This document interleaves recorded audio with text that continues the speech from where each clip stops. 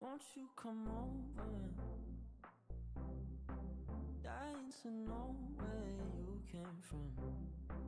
We're breaking open. Feel like our future's just begun. And all I know is that we lost time. If we stay right here, we could free ourselves inside. We'll stay awake forever. We'll hide away where no one knows. Let's run away together. Just lead me into your world. We'll stay awake forever. We'll hide away where no one knows. Let's run away together on our own. Just lead me into your world.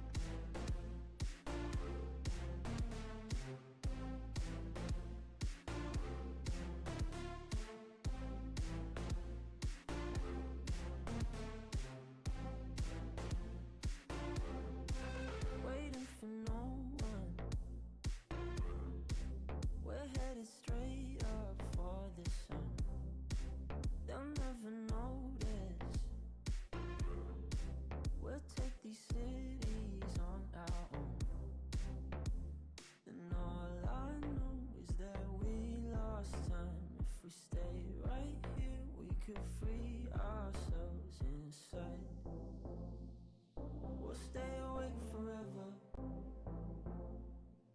We'll hide away where no one knows. Let's run away together. Just lead me into your world. We'll stay awake forever. We'll hide away where no one knows. Let's run away together on our own. Just lead me into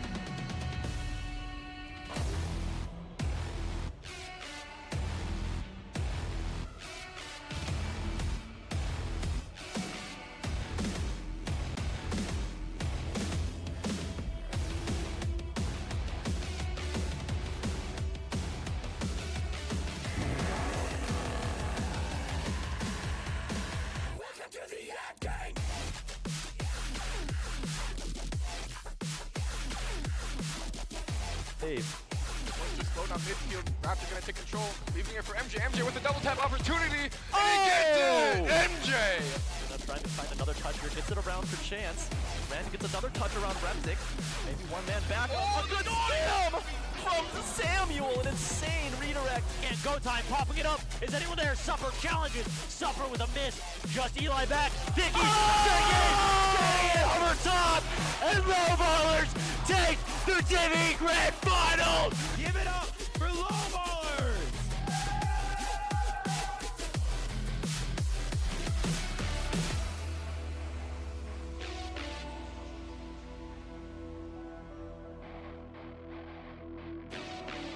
Cosmic slowly going towards the backboard as it pops over everyone, and Bone's able to get a shot off here. No, he's not getting the touch. And Cosmic with the boost that he needs, popping it over and it's straight center. Let's give it up for your Division D champions, Ball Chasers. Try to get that one. Raptor, he's gonna try to get a 50, not able to. Jive, he's gonna beat Izor. He's gonna turn on this one. And Unlimited Aura is going to Brazil. Give it up for your Div C champions, Rising Stock. Almost. So next goal might be right here. Red Wizard followed by Squilliam. And 12 seconds left on the clock. Your Division B champions, Honey Nut.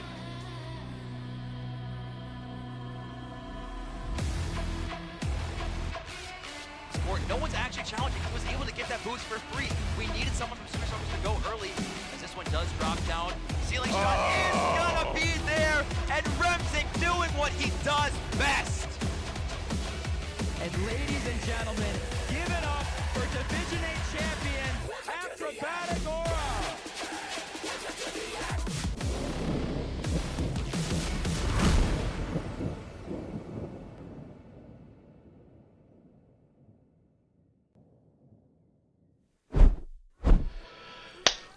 What's going on, my fellow DCRL members?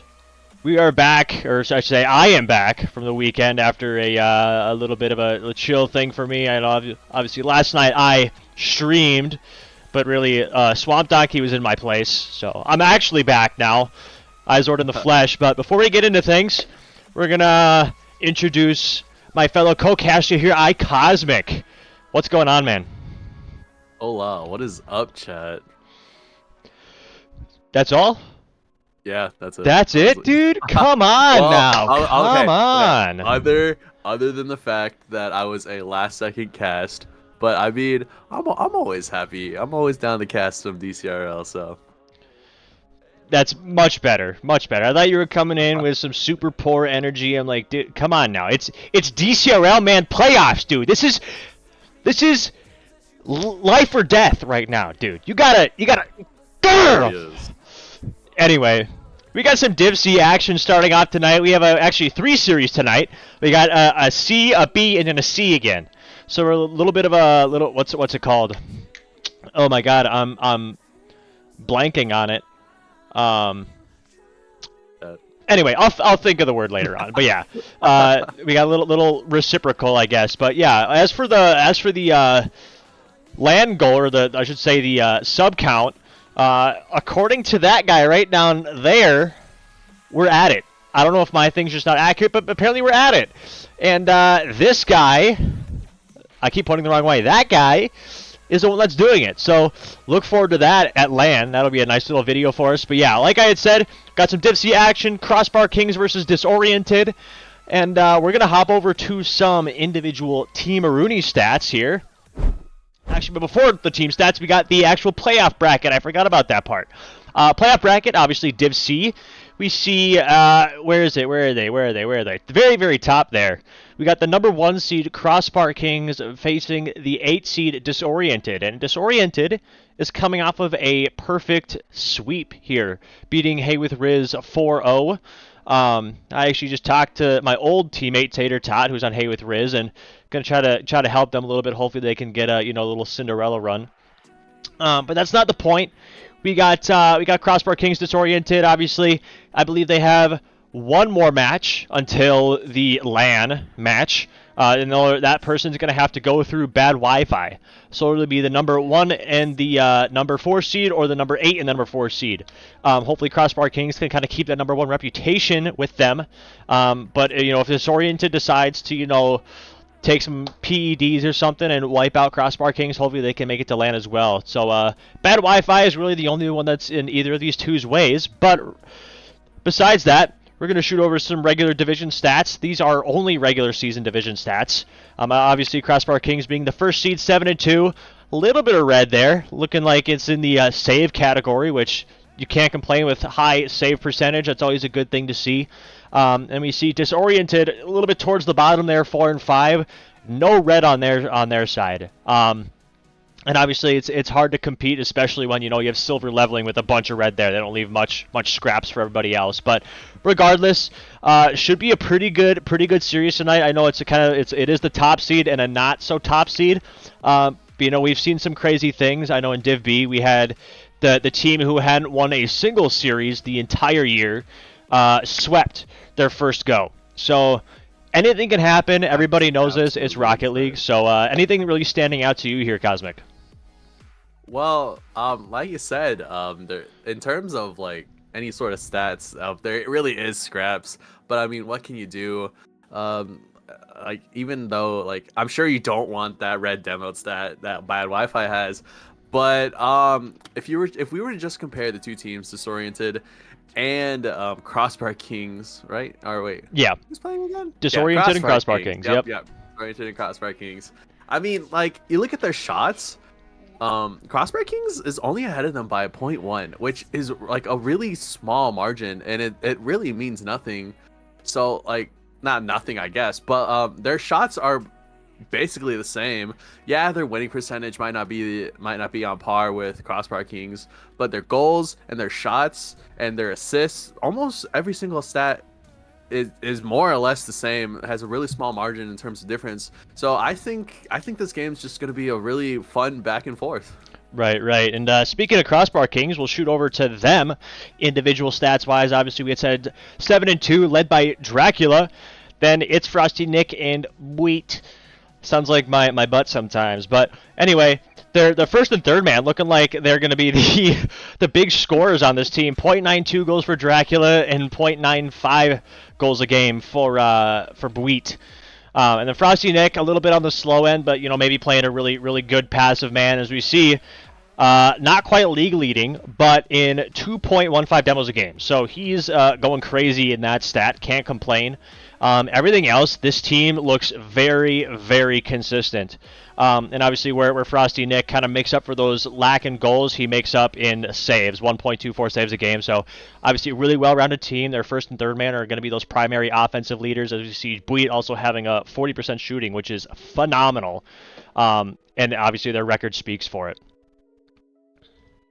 Yeah, honestly, with Frosty Nick's demos, obviously you can tell right away that his two other teammates, yes, they do have a higher goal percentage, but their higher goal percentage is probably contributed to the fact that Frosty Nick is getting those demos. So if we can see him get a lot more demos here, there's a very big chance that CrossBAR Kings take the series. Oh yeah, for sure. And next, we got Disoriented. If you want to kind of glaze these guys for a little bit. I can glaze here. Okay, chat. They might be 4-5, but those matches were really close. It was really a coin toss. They might have had a few hiccups here and there, but this is a really solid team. You have Disoriented, captained by Indisposed, with above 1 for goals per game, which is insane. Limo Jewel trailing behind with just 0.8, but that's still very high. It's Me Ender. He's kind of lacking in the goal department. And as I'm reading, this is not shade, but he is kind of lacking in a few of the stats, really. So if we can see him kind of step it up here, kind of maybe get like a legacy game, maybe if he can play at his peak performance today, and even past, this Disoriented team is going to be dangerous. Right, yeah. I will say it's always nice to see somebody, especially as a third man. Although obviously they're the third man, so they're going to be quote unquote the worst on the team. Quote unquote, yes. There's been plenty of third man, like myself, who's like really good, but no, I mean it's always good to see the third man always kind of pop off, have a really good game, really boost those stats, and obviously it's going to be one of those cases for It's Me Ender, and I really hope I see him do well. I want to see him pop off, but I guess besides all that stuff. We'll look back at the regular division stats. And main question that everybody wants to know, what is going to be your prediction for this series here, iCosmic? If we're just looking at the raw stats and the numbers, I said this already before, but these teams are incredibly close. I guess at the end of the day, when it comes to this series, it's all gonna come down to consistency. And CROSSBAR Kings, they are kind of edging out Disoriented. But Edging, like I crazy. said, if pause. But if Disoriented can lock in for at least 60% of the games, I can see Disoriented taking this in 7 games. Disoriented in 7, huh? Yep. In 7. Okay. It's gonna be a close battle, but I could see them just barely scraping by. I gotcha. Yeah. No, I mean, like I had said, we haven't. I mean, it's not a first thing for us at DCRL. We've definitely seen some crazy lower seed runs, Especially coming from the third man. for sure. Yes, and as much as I want to, believe in them, I'm gonna have to take the over on this one. I'm gonna have to go CROSSBAR Kings. And I think it'll be a good one. But not good enough for Disoriented. Not to throw any shade, but it's going to be hard to keep up with a CROSSBAR Kings style team. So I'm going to go CROSSBAR Kings in 6. We'll go CROSSBAR Kings in 6. So if predictions are officially in, we're gonna work on getting these people all invite-a-rooney now. Hopefully they're all slowly going to start joining up here. We're going to try to get this game on the road. We're going to tell them to invite the others. Because, Rocket League people never know when to join, whatever. But, yeah, no, I mean, like you had said, if you had said Disoriented's been losing a bunch of their games by very few goals, it shows that they can at least compete. And, obviously we can have a really, really good team. And if they're just barely losing, they're gonna take that pressure. They're gonna take that into heart and say, you know what? Let's give up that one less goal. Let's make our rotations a little bit more dialed in. And all of a sudden, boom, they're gonna shoot way up in those rankings. So you never know exactly what happens. Apparently, it's Frosty Nick is restarting his PC quick. Gotta make sure he's in the prime. So we gotta wait for him on that for a second here, but yeah, I mean, like I had said, we've seen a bunch of crazy lower seed runs here. We'll actually pop up the what's it called, bracket really quick, the playoff bracket here. And I guess just kind of looking at some other spots. Obviously, Bad Wi-Fi coming off a Game 7 win against Jumbo Nut. Bye week beat Lost Souls 4-2. And it looks like we still have silver leveling waiting on the Spaced Out 2.0 and Triple Threat series, which will what's it called? Will happen tonight. It will be played tonight. So that's going to be the late game. That's going to be at 9:30. So stay tuned for that. I think we're slowly getting everybody in, slowly. But yeah, no, I mean, I haven't really been paying much to Div C. I'm sorry. I'm not a professional in that respect. But I feel like Div C could be a really, really competitive division. And again, like crazy things can happen, especially in Div C, which, I mean, you never know. I've seen some crazy shots and mechanics in Div C, so that's always something that could happen. Maybe some players, saving their talents for, the playoff, which can't complain. If it works, if it floats your boat, go for it. But, they're going to have a lot harder run if that's the case. Yeah.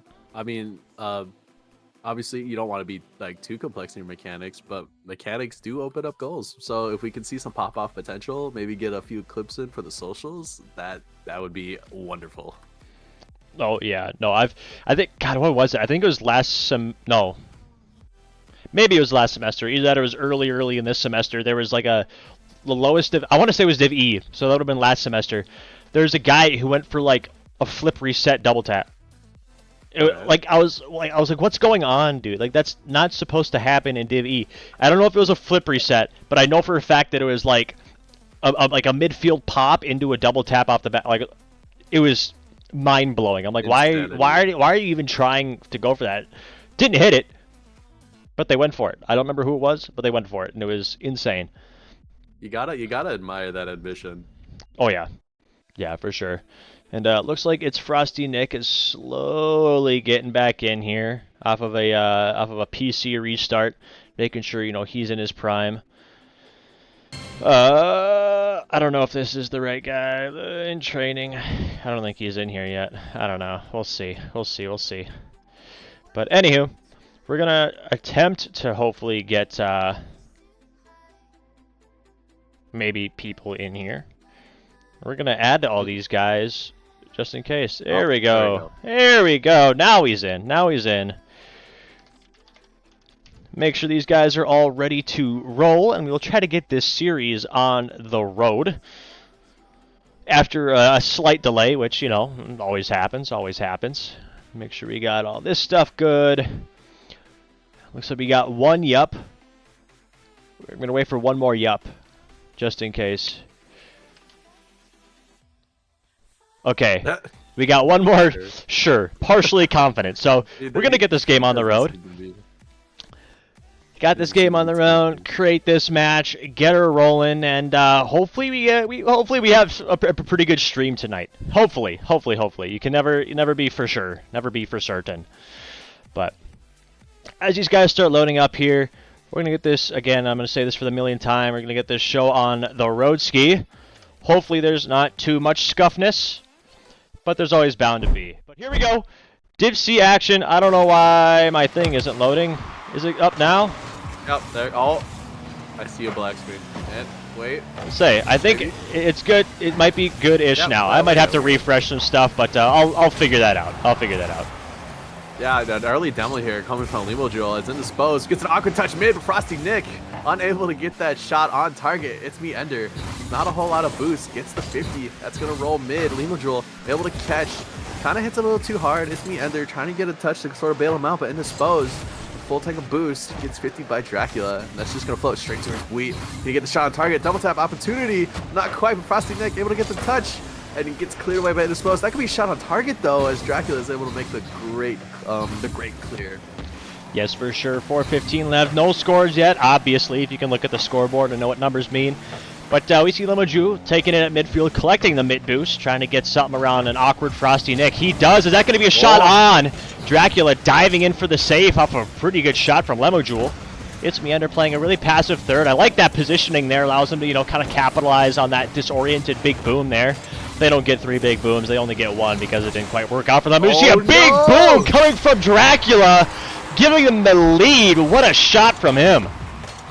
Yeah, that's an absolute clanger. The pass mid from Wheat just absolutely lines up Dracula, and it's a free net here. It's me Ender, not quite back in time as he's unable to get the save, and we see an early lead here coming from this, not Disoriented, CROSSBAR Kings. Yes, indeed. Again, what a great midfield shot. Just perfect rotation. They're able to send a laser to the back of CROSSBAR Kings net, giving them that early lead here. And Buit takes over. Dracula is going to take over from him after that nice little 50 midfield. It's Ender, I want to say, that is on the backboard trying to get a touch here. Is Frosty Nick not quite able to get that jump off the wall? We have an open net attempt here, but nobody from CROSSBAR Kings is there. It's Frosty Nick is able to recover in time, though, making an awkward touch off the backboard. Dracula getting a 50 within it, something, whatever word. I'm dyslexic, probably. And, yeah, pretty good start for both of these teams. I think everything we've seen is very, very consistent. But, I feel like we're going to have a pretty good series so far based off what I'm seeing. Yeah, it's not necessarily a back and forth game that I kind of predicted. Oh, the air dribble attempt though. That could be a shot opportunity too high. Limojul getting the pinch off targets. Meander unable to find the touch. He was third.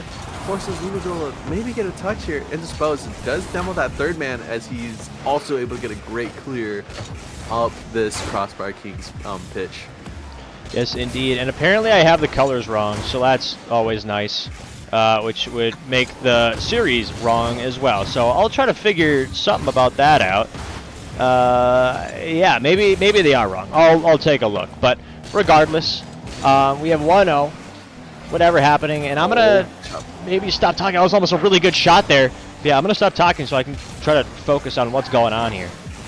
No, you're good. I can solo cast for a bit. Wheat shot on target gets cleared away by Indisposed as he gets 50 though, but he does get a key demo there. Dracula past mid, no one's there. Wheat shot on target, 50 by Limojul. That's big and tall. That's going down this blue pitch here. Frosty Nick trying to get shot on target. Gets cleared away by Ender as we see. I'm loving these third man demos here coming from this disoriented team. That's off the backboard. Is anyone there to get the shot on target? Yes, there is, but Indisposed getting 50. That's just another open net though. Does that go in? Just a little bit wide off the post.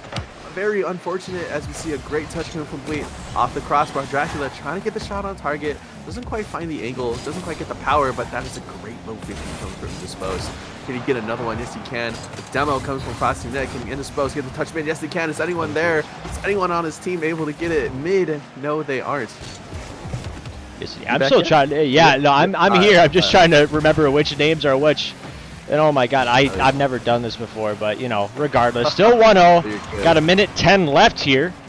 One team trying to get into another. I don't know if whatever things are right, but regardless, Dracula up off the corner trying to get a good shot on here. Limojul makes a crazy save. A little awkward there, saving that another early lead for Disoriented. Wheat going up off the wall here, fakes the one initial go, booms it over the one, gets a nice little pinch off the wall. Indisposed, off the wall, beats out by Dracula. Frosty Nick trying to get up a shot, but Limojul is there to make the save here. He takes control of the ball here. Nice soft play by Bui, allowing you know, the Orange to kind of toss away that ball there, killing any pressure. And we have 30 seconds left. Crossbar Kings are going to need something now. Yeah, they got 30 seconds left. The guy gets something Indisposed to shot mid, but no one's there to take advantage of his pass. And that's just something that I'm kind of recognizing here with this Indisposed team. They're getting good touches mid, but there's no second man to take advantage of that. As Bleat trying to get the shot on target. They have almost 10 seconds. 10 seconds now. They got to get something to happen. You're down by one. Limojul tries to send it down the pitch. Gets 50 by Dracula. As Dracula's just going to get a free shot on target. Indisposed. We need a miracle clear here. And that ball is going to touch the net as game one goes to Crossbar Kings. Yes, indeed here. And I don't even know what colors or what's, but I don't know, maybe teams are a little bit wonky, but regardless, we got nice little disoriented win here. And I know you had said earlier that it's looking like you were going to think of a game 7 for Disoriented, so props to them for winning that one. But we don't really see any crazy stats other than coming out from that was Crossbar Kings. Crossbar Kings won. Crossbar Kings. Oh my goodness. Yeah, so maybe my things are really Disoriented is okay. We're gonna do this then. Okay, well, Crossbar Kings get one then. We'll flip that around here soon, I think. But yeah, I mean, really good performance from them. I don't think anybody was super crazy stand out. Very good rotations for everybody. Honestly, I have no notes. Very good first series. I do have one thing though. My one note would be that Disoriented, they just seem to be kind of playing a little passive. Maybe it's just nerves being streamed for playoffs. Maybe it's the fact that you're going up against the 1 seed, but you got to get over those nerves. If maybe you can get a little bit more aggression here, we can really start seeing Disoriented to like just start to pop off. Yes, indeed here, as I'll slowly get into the spectate mode here for this second match, best of 7. FYI, what's it called? Timeouts are in play. So these guys will be able to do something there. They will be able to use them as we need to see. Almost an early shot coming out. Nice little bouncer shot. Limojul looking a little bit awkward in goal. And, really unfortunate start there from Crossbar Kings. Could have had another early lead. But I'll let you talk over this more. I got to try to focus on whatever. We see another crossbar shot coming out from Dracula. And yeah, you go for it. this CROSSBAR Kings, they are firing on all cylinders. It's just absolute pressure, shot after shot. Even though they're not quite on target, they're forcing this disoriented team to make some sort of play, because you never know what shot might be on target. It's Ender trying to get the clear, gets 50 by Dracula. That could have been in. Limojul forced, well, not forced, but he has 0 boost. Forced to make an awkward touch here. Indisposed, gets it over 1. Frosty Nick's a little awkward though. That's a little floater. Frosty Nick still getting the touch. That clear shot on target. Cleared away by Limojul off the sidewall. And it looks like this disoriented team have a little bit of breathing room, but as I say that, we at fast is able to get rid of any sort of potential here. As you see another play mid. Dracula a little bit too far, unable to get any sort of touches. That's a big clear coming from Limojul, as we can maybe see a shot opportunity, but it's me Ender keeping this pressure alive, unable to get the touch mid, as we see a big clear coming from Gleet. This might just go in indisposed with a key touch out to the corner. Oh, looks like I'm still yapping here. No, you're good. You're good. I was just making sure. Had to ask people if everything looked good now, but I think I got everything figured out.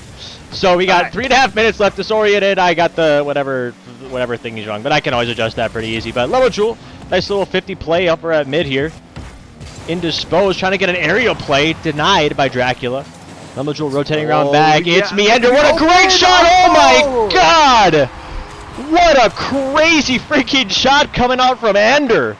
It's Ender. Oh, he was just up before anyone even thought about going up, and he caught the 2 defenders lacking with 0 boost. This is the type of confidence and speed I want to see from Disoriented. Yes, indeed. No, that was a crazy shot. Looked like he came from freaking Narnia in order to make that shot here. Is Frosty Nick trying to get another counterattack here. Limojul misses the touch off the backboard. Wheat is up.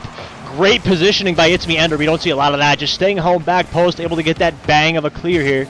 It's Me Ender with another shot on. Dracula there to make the save here. Up a crazy good shot here. Indisposed with another shot on. Laser shot coming out from Indisposed.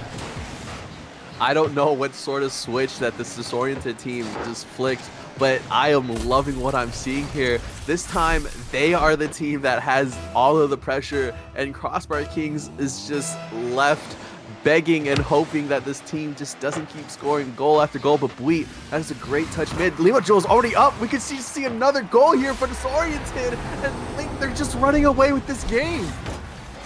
Yes, indeed. Oh my goodness. Turning on the back burners. Limojul up early. Just, you know, going away with this crazy lead here. 3-0 with just over half the game to go. I don't even know what to say. Disoriented really coming back off of that first game last year. And I will say, looks like your boys came to play, Cosmic. Your boys came to play. They really did. They must have been tuned into the stream, and they must have heard my words of wisdom here. But Limojul trying to get a shot on target, unable to get the touch he wants. That's a great demo though.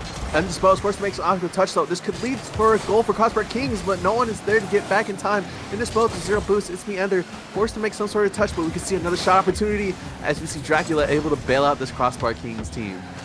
Yes, indeed. Nice little challenge here coming out from Wheat, hitting out the sidewall here, looking for their first. Gets a nice 50 on 1 and a great 50 on 2. Oh my God, what a weight room play from Wheat, carrying the team on his back, getting their first on the board. Wheat is just the one-man show here. 50's the other one. 50's the other. This disoriented team, they got to eat their Wheaties, because you can't be getting 50 like that. Indeed, yeah. I mean, that might be a really good momentum pusher for CROSSBAR Kings here. Bleat trying to get another shot on. Bounces straight up, looking a little awkward for Disoriented. It's Frosty Nick up early. Doesn't quite get the shot on. Dracula going for a double tap. Doesn't quite get the touch, though. And looks like CROSSBAR Kings might be a little bit low on boost. Just kidding. Bleat is back with boost. Hits it off the corner. Doesn't quite get the touch he was looking for. Indisposed. Off the corner. Nobody's there for the center. What a great center pass from him. It's Me Ender. Looping back around, going for another challenge here. Disoriented up early, trying to get a 50, and CROSSBAR Kings clearing it back over to Disoriented half. That could be dangerous. Lima Jewel's a little awkward though, but no one from CROSSBAR Kings is able to take advantage of that. They're a little bit hesitant there, and it seems like the roles have reversed, honestly. This disoriented team, they are now the ones in control. They have all of the speed, all of the pressure here, as It's Me Ender, Zero Boost tries to get it mid. He reads that touch there, Indisposed trying to get the touch mid, gets 50 by Bleat, as we see Dracula trying to send it down to trying to send it along the wall. Lima Jewel with a free touch. Can he get anything going here? No, cleared away by Bleat, as this could be a start of a play, but denied by Indisposed. Yes, indeed. What a great shot. Good positioning. I was like half paying attention what just happened there, trying to fix some audio stuff, but great positioning, giving Disoriented another 3-goal lead. Yeah, that's just an unfortunate touch there for Bleat. He tried to carry it, but he just a little bit too much gas on the pedal there, and he knocks the ball just a little too far out of his reach, as Indisposed is able to take advantage of that. Shot opportunity coming from Bleat and Lima Jewel, both of them unable to make contact though. Indisposed with the flick opportunity, 50 by Dracula, but Lima Jewel still on the ball, gets the touch mid, cleared away by Bleat, and 30 seconds left. I'm pretty sure these last 30 seconds are nothing but a formality here, unless we can see some sort of play. Air dribble attempt coming from Indisposed, doesn't get it. Oh my god! Indisposed showing off his mechanical brilliance here with this absolutely amazing goal, as he even tries to get the flip reset, which is absolutely insane. Dude's got me cheesing over here. I mean, like I had said, you never know what's gonna happen. I saw, you know, a double tap in Div E earlier, and this guy in Div C is going for like a really good flip reset attempt there, just to brag, right? And we see Dracula coming in, giving him, you know, maybe a little bit of a chance here. 14 seconds left, but they're gonna need a heck of a lot more of those. Yeah, I personally don't see them falling back from this 3-goal deficit here, but that goal definitely might have just been the morale booster that this CROSSBAR Kings team has needed. The pressure of being the 1 seed is a lot of weight to carry. I can speak from experience here, but that kind of sounded like BM as Lima and Ender trying to get the shot on target just off the crossbar. And ladies and gentlemen, Disoriented strike back with a right hook, taking game number 2. Yes, indeed. What a performance by them. Indisposed, 3 goals, 2 assists, 3 shots, 100% shooting. Can't complain with that. Dude was going crazy this game. Obviously 2 assists, assisting. Actually, he was involved with every single goal. What a stat for him to have. And It's Me Ender having 3 saves. Defensive wall back there. And we're gonna ignore Frosty Nick's scoreboard there. He definitely doesn't have a Tony Snell cooking. But CROSSBAR Kings looking a little bit lacking after that game number 2 here. Hopefully they can kind of pick it up, ignore that game here, and play like the 1 seed that they are. Yeah, Indisposed, proving why he is the captain. He said, "Let me drive the bus. I'll get you guys this win in game number 2." But can we see a repeat here in game number 3? As we're seeing a little bit more tactical play coming from CROSSBAR Kings. They don't seem to be doing the insta challenges that they were earlier, which could be a bad thing, could be a good thing. It depends on how you play. As we see Dracula shot on target. Great cut coming from Indisposed. He gets another great touch off the sidewall. This man is just everywhere. Can we get a shot on target? That's a good 50 though. Cleared away by Dracula.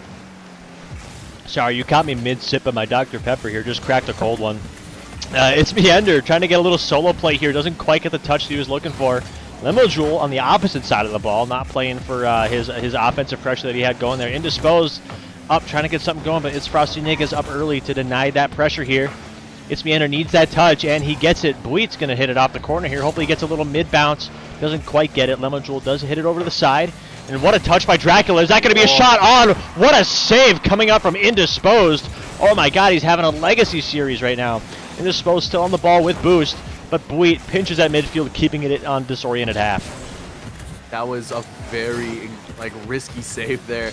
If he would have moved his car any other way, that ball would have been either in his net or that would have just been a great pass mid off of his touch there. But he's able to get a T-touch. He's able to get a great touch over Frosty Nick though, but his 2 teammates bail him out. Lima Jewel keeping the ball mid though, passes it to Bleat. That could be a waterfall, as you see a great clear coming from Indisposed. Dracula responds, trying to keep this pressure alive. Gets the 50, that could be on target, just a little bit too wide there. And right now, it's a stalemate, and it comes down to which team is going to make the mistake first. Is it going to be CROSSBAR Kings or is it going to be Disoriented? And right now, this Disoriented team seems to be on the back foot, but that's a great 50 coming from Jewel. And let's see if he can get any sort of play started. Yeah, indeed. I know you had just said earlier how both these teams are, it's pretty much just going to be the first to make a mistake. And I will say, these guys are almost playing a high-level, like, play style at a lower rank. Like, it's literally comes down to that. Even the smallest mistake is going to cost either of these teams a goal with how they're playing right now. Somebody's going to find a way to put it in the back of the net. And you see Buit trying to get a shot on. Doesn't quite get the touch there. It's Frosty Nick is up. Doesn't quite get the touch there either. Indisposed, trying to get another toucher. Buit is up early, tries to get another shot on, and oh my god, this CROSSBAR Kings team had so many opportunities there, just weren't able to capitalize. As you see, half the game now on the backside, and Indisposed getting the goal, and I didn't see who was back there. Wasn't quite able to get the save, giving him the lead in this game. Yeah, Dracula, I think he was a little bit thrown off by the fact that Indisposed still had his boost.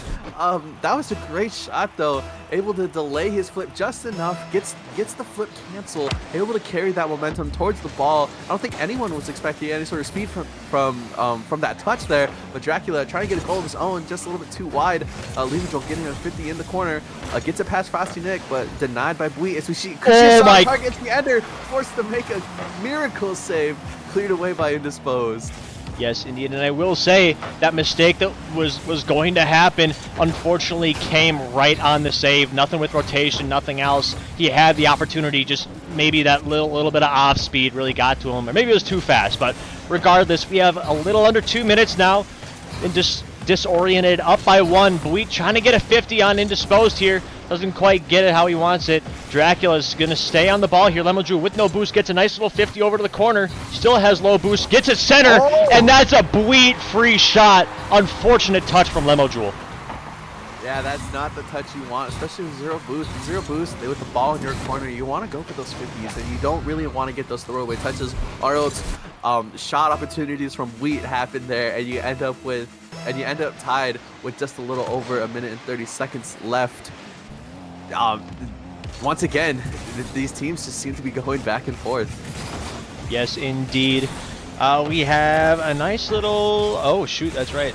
Is this game 3? This is game 3. Yes, I forgot about that. I'm being dumb. Sorry about that, Whirl. I doubted you, but regardless, we have a little over a minute left here. Nice little unfortunate touch coming up from Jewel again. Almost centers it, and what a read by Frosty Nick. But Jewel is there, able to deflect it away, get that awkward touch out of there. 50 seconds left. Minute winding down. Buit tries to get a touch here. Dracula recovers off of his fake here.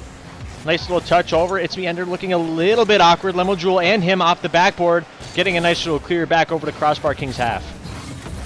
Yeah, Indisposed now having the speed here, trying to get the touch made. Jewel keeping the pressure on, cleared away by Dracula, but Indisposed is there, unable to find the touch though. That could be an open opportunity, but it's me Ender with a great rotate, is able to cut off any sort of play from happening. A trade here coming from Jewel. That's an open net. Another DMO coming from Indisposed, but this disoriented team setting the whole roster to get that save, keeps them from getting scored. But how long can they keep this up? The pressure from CROSSBAR Kings is at level 10 right now. Shot opportunity come from inside. Oh my god. That's off the ceiling. Can Dracula get the save? Yes, he can. Indeed, and oh my goodness, we're going to see an overtime here in game number 3 unless this pinch goes right towards the goal. We'd have the save! Oh my god! How doesn't that go in? Oh my, no way, it's a kickoff. Okay, I was going to say, that's exactly how it would end too. Disoriented getting a questionable bounce off that goal. Who knows if it actually hit the ground, and then coming right back and getting that goal here. But it didn't happen.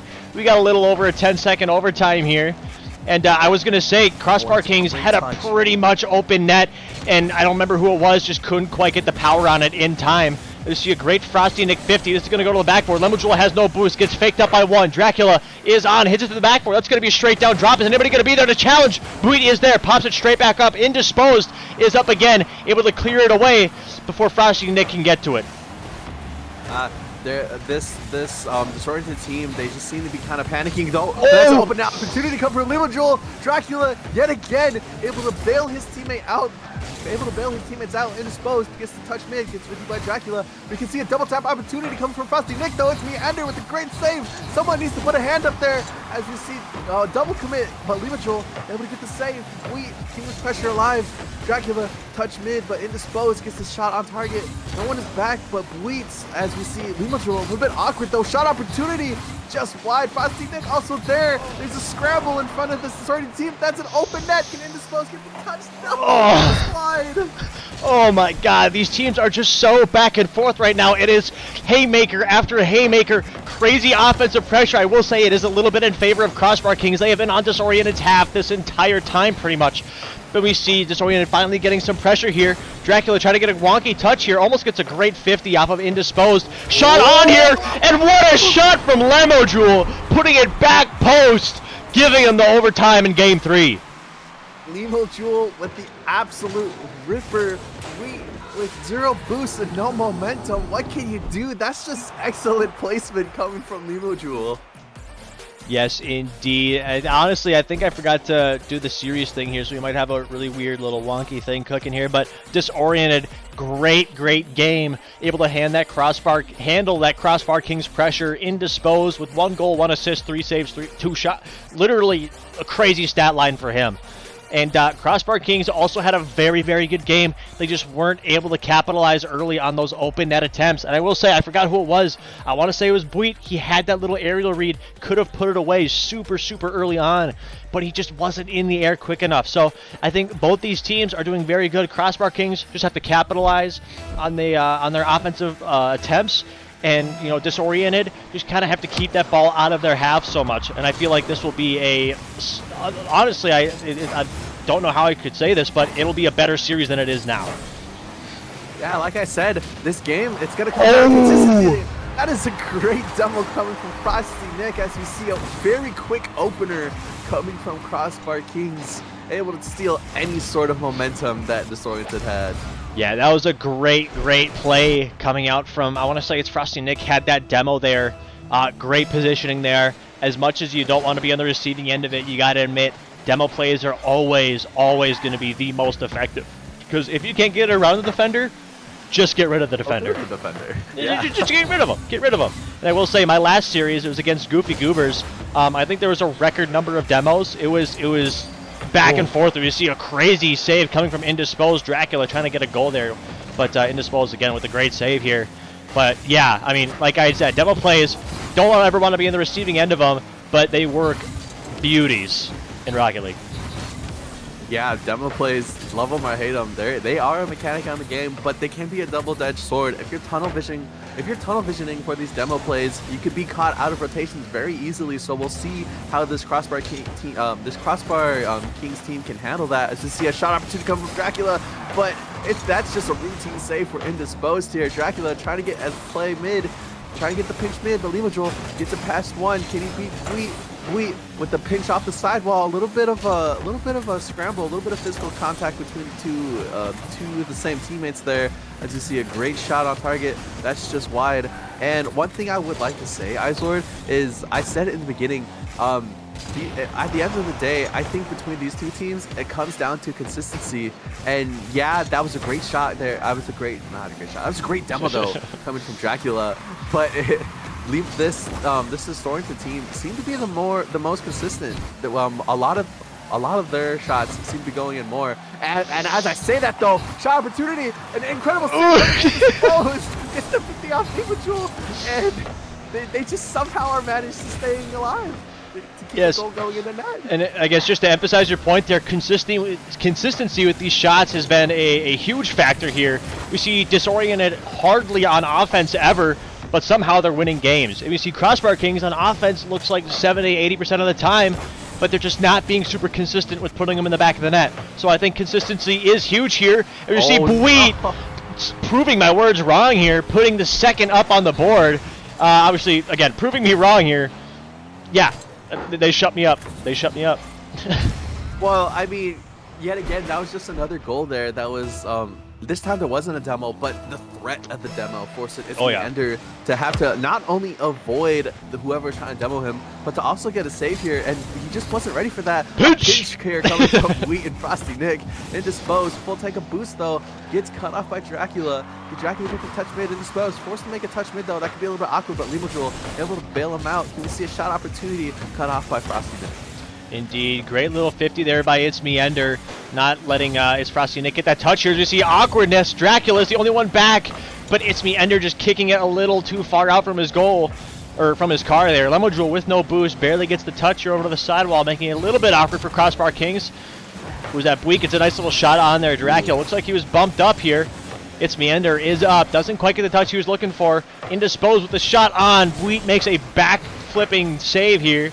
Shot on potential again here, but Lemojul is back post yet again here. Nice little back pass over to Bleat, trying to get some offensive pressure. What a great touch from him, but is anybody there to capitalize? Not quite. Yeah, they have the pressure, but the shots just haven't been on target. It's Me Ender with the 1v1 opportunity though. Frosty Nick with the demo on Indisposed. Ender couldn't get it past one. Dracula with 0 boost, forced to make some sort of play happen. Gets it back. I'm choking on my own spin here. I gotta, hold on. Take over. Lemojul with the calculated whiff here. Bleak gets a nice little 50. Lemojul coming back around off the whiff, getting his redemption shot, putting them up 3-0 in game number 4. What a shot from him. Let's see if Cosmic is done choking now. I'm alive. Pause. Anyways, I'm alive. I'm alive. Thanks for the concern there. But with a little over a minute left, you need some sort of miracle here to happen for if you're disoriented. Your pressure has been on target. You guys have yet to get a goal though. Something needs to happen though. With a minute left though, these last 60 seconds are nothing but a formality.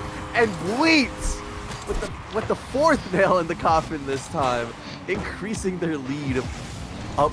Oh my god. Yeah, nice. Increases their lead, bro. The old little butt sound. Bleat coming forth, putting them up 4-0 in this series. Just under a minute left. Disoriented are going to need a few kickoff goals here in order to come back from this deficit. And props to Crossbar Kings coming back from such a dominant Disoriented performance from last game, responding in likeness to that same pressure here. Disoriented. Oh my god, I just burped. Dr. Pepper's great though. But Indisposed trying to get a little shot on. Lemojul comes around, tries to get another shot on, but Bleat is going to stay home to get rid of this disoriented pressure. Yeah, it might have just been the fact that they have to calculate the demos now. Lemojul with an awkward touch. It's Me Ender double committing though, and Frosty Nick able to get the touch off the corner. 14 seconds left. We can all but be rest assured that this game is going to Crossbar Teams, which will tie up the series. So you gotta wonder how this disoriented team is going to respond. Yes, indeed, and I do think that they'll be able to respond pretty well. You know, they did well the first game 2, obviously coming back something crazy. We see Dracula trying to get one for the road here. Will he get it? And he does. Nice little 0-second goal from him. Little aerial read off the wall. Yeah. Honestly, if you're disoriented here, GG go next. Wipe the clean slate here. Yeah, Dracula rubbing just a little bit of salt in the wound here. Not only losing the 4th game here in this series, but losing it by 5-0 certainly isn't something you want to see. Lemojul not even breaking triple digits, as well as being on Tony Snell watch. This just must have been a bad game for him. Yes, indeed. And obviously, everybody's going to have their bad games. Everybody's going to have their little off series here. So Lemojul, although, again, we have another Tony Snell. We're not going to mention it, though. I feel like he'll be able to redeem himself pretty quickly here, because we've seen him do phenomenal things in the first 3 games of the series. Yeah, like we said though, it is gonna come down to consistency on who takes the series, and it just seems to be a back and forth tug of war. Whenever one gives an inch, the other team does take a mile, but that other team responds by taking an extra mile and an inch where it evens out. So I'm excited to watch game number 5 here. Yeah, for sure. And I will say it is panning out to be a pretty good series. Pretty good series. So, you know, I honestly I wouldn't put it past them to see a Game 7 here. I know I predicted Game 6, but you know I'm always down for the content side of things. Yeah, we love content, especially with between these two teams. They just seem to be. I was certainly not like. Well, I guess I was kind of expecting it, but from the outside looking in, watching the 8 seed, I believe, right? The 8 seed. Yeah. Yeah, watching the 8 seed taking on the Titan that is the 1 seed. They're the 1 seed for the reason here, but they seem to be holding their own as Nemotrol tries to get a touch mid. That just goes straight to It's Me Ender. Can we see a solo play opportunity to get to pass one? It's on the backboard. Bleat forced to make an awkward save as Indisposed. Trying to get the touch mid, but denied by Bleat. But Nemotrol keeping the pressure alive. Is anyone there to get the touch? As Bleat is able to bail out his team, though. That could be a shot on target. No one's back. It's Me Ender. Just a little bit too close. And ladies and gentlemen, this CROSSBAR Kings yet again taking the lead here. Yes, indeed. Great positioning by Bui. I think Indisposed probably had that save, had that touch there, but Bui just be able to play in a phenomenal position here, able to, you know, deny that clear, just kind of guide it right back center towards the goal. And I will say, like you had said, like, you know, the 8 seed obviously holding their own, and I mean, I said it earlier. In Div B, the bottom seed only had like an 8% win rate. You see It's Me Ender trying to get a shot on, but denied away. But they had only had an 8% win rate. So they had either only won 1 or 2 series in like 2 different series, or 1 or 2 games in 1 or 2 different series, and then got swept the rest of the season. And then they came around first round of playoffs and swept their opponent. So, I mean, I wouldn't be a bit surprised if we see a disoriented win here, especially with how they're playing right now. Yeah, shot on target though. That could just float in. Frosty Nick making the awkward save here. Indisposed.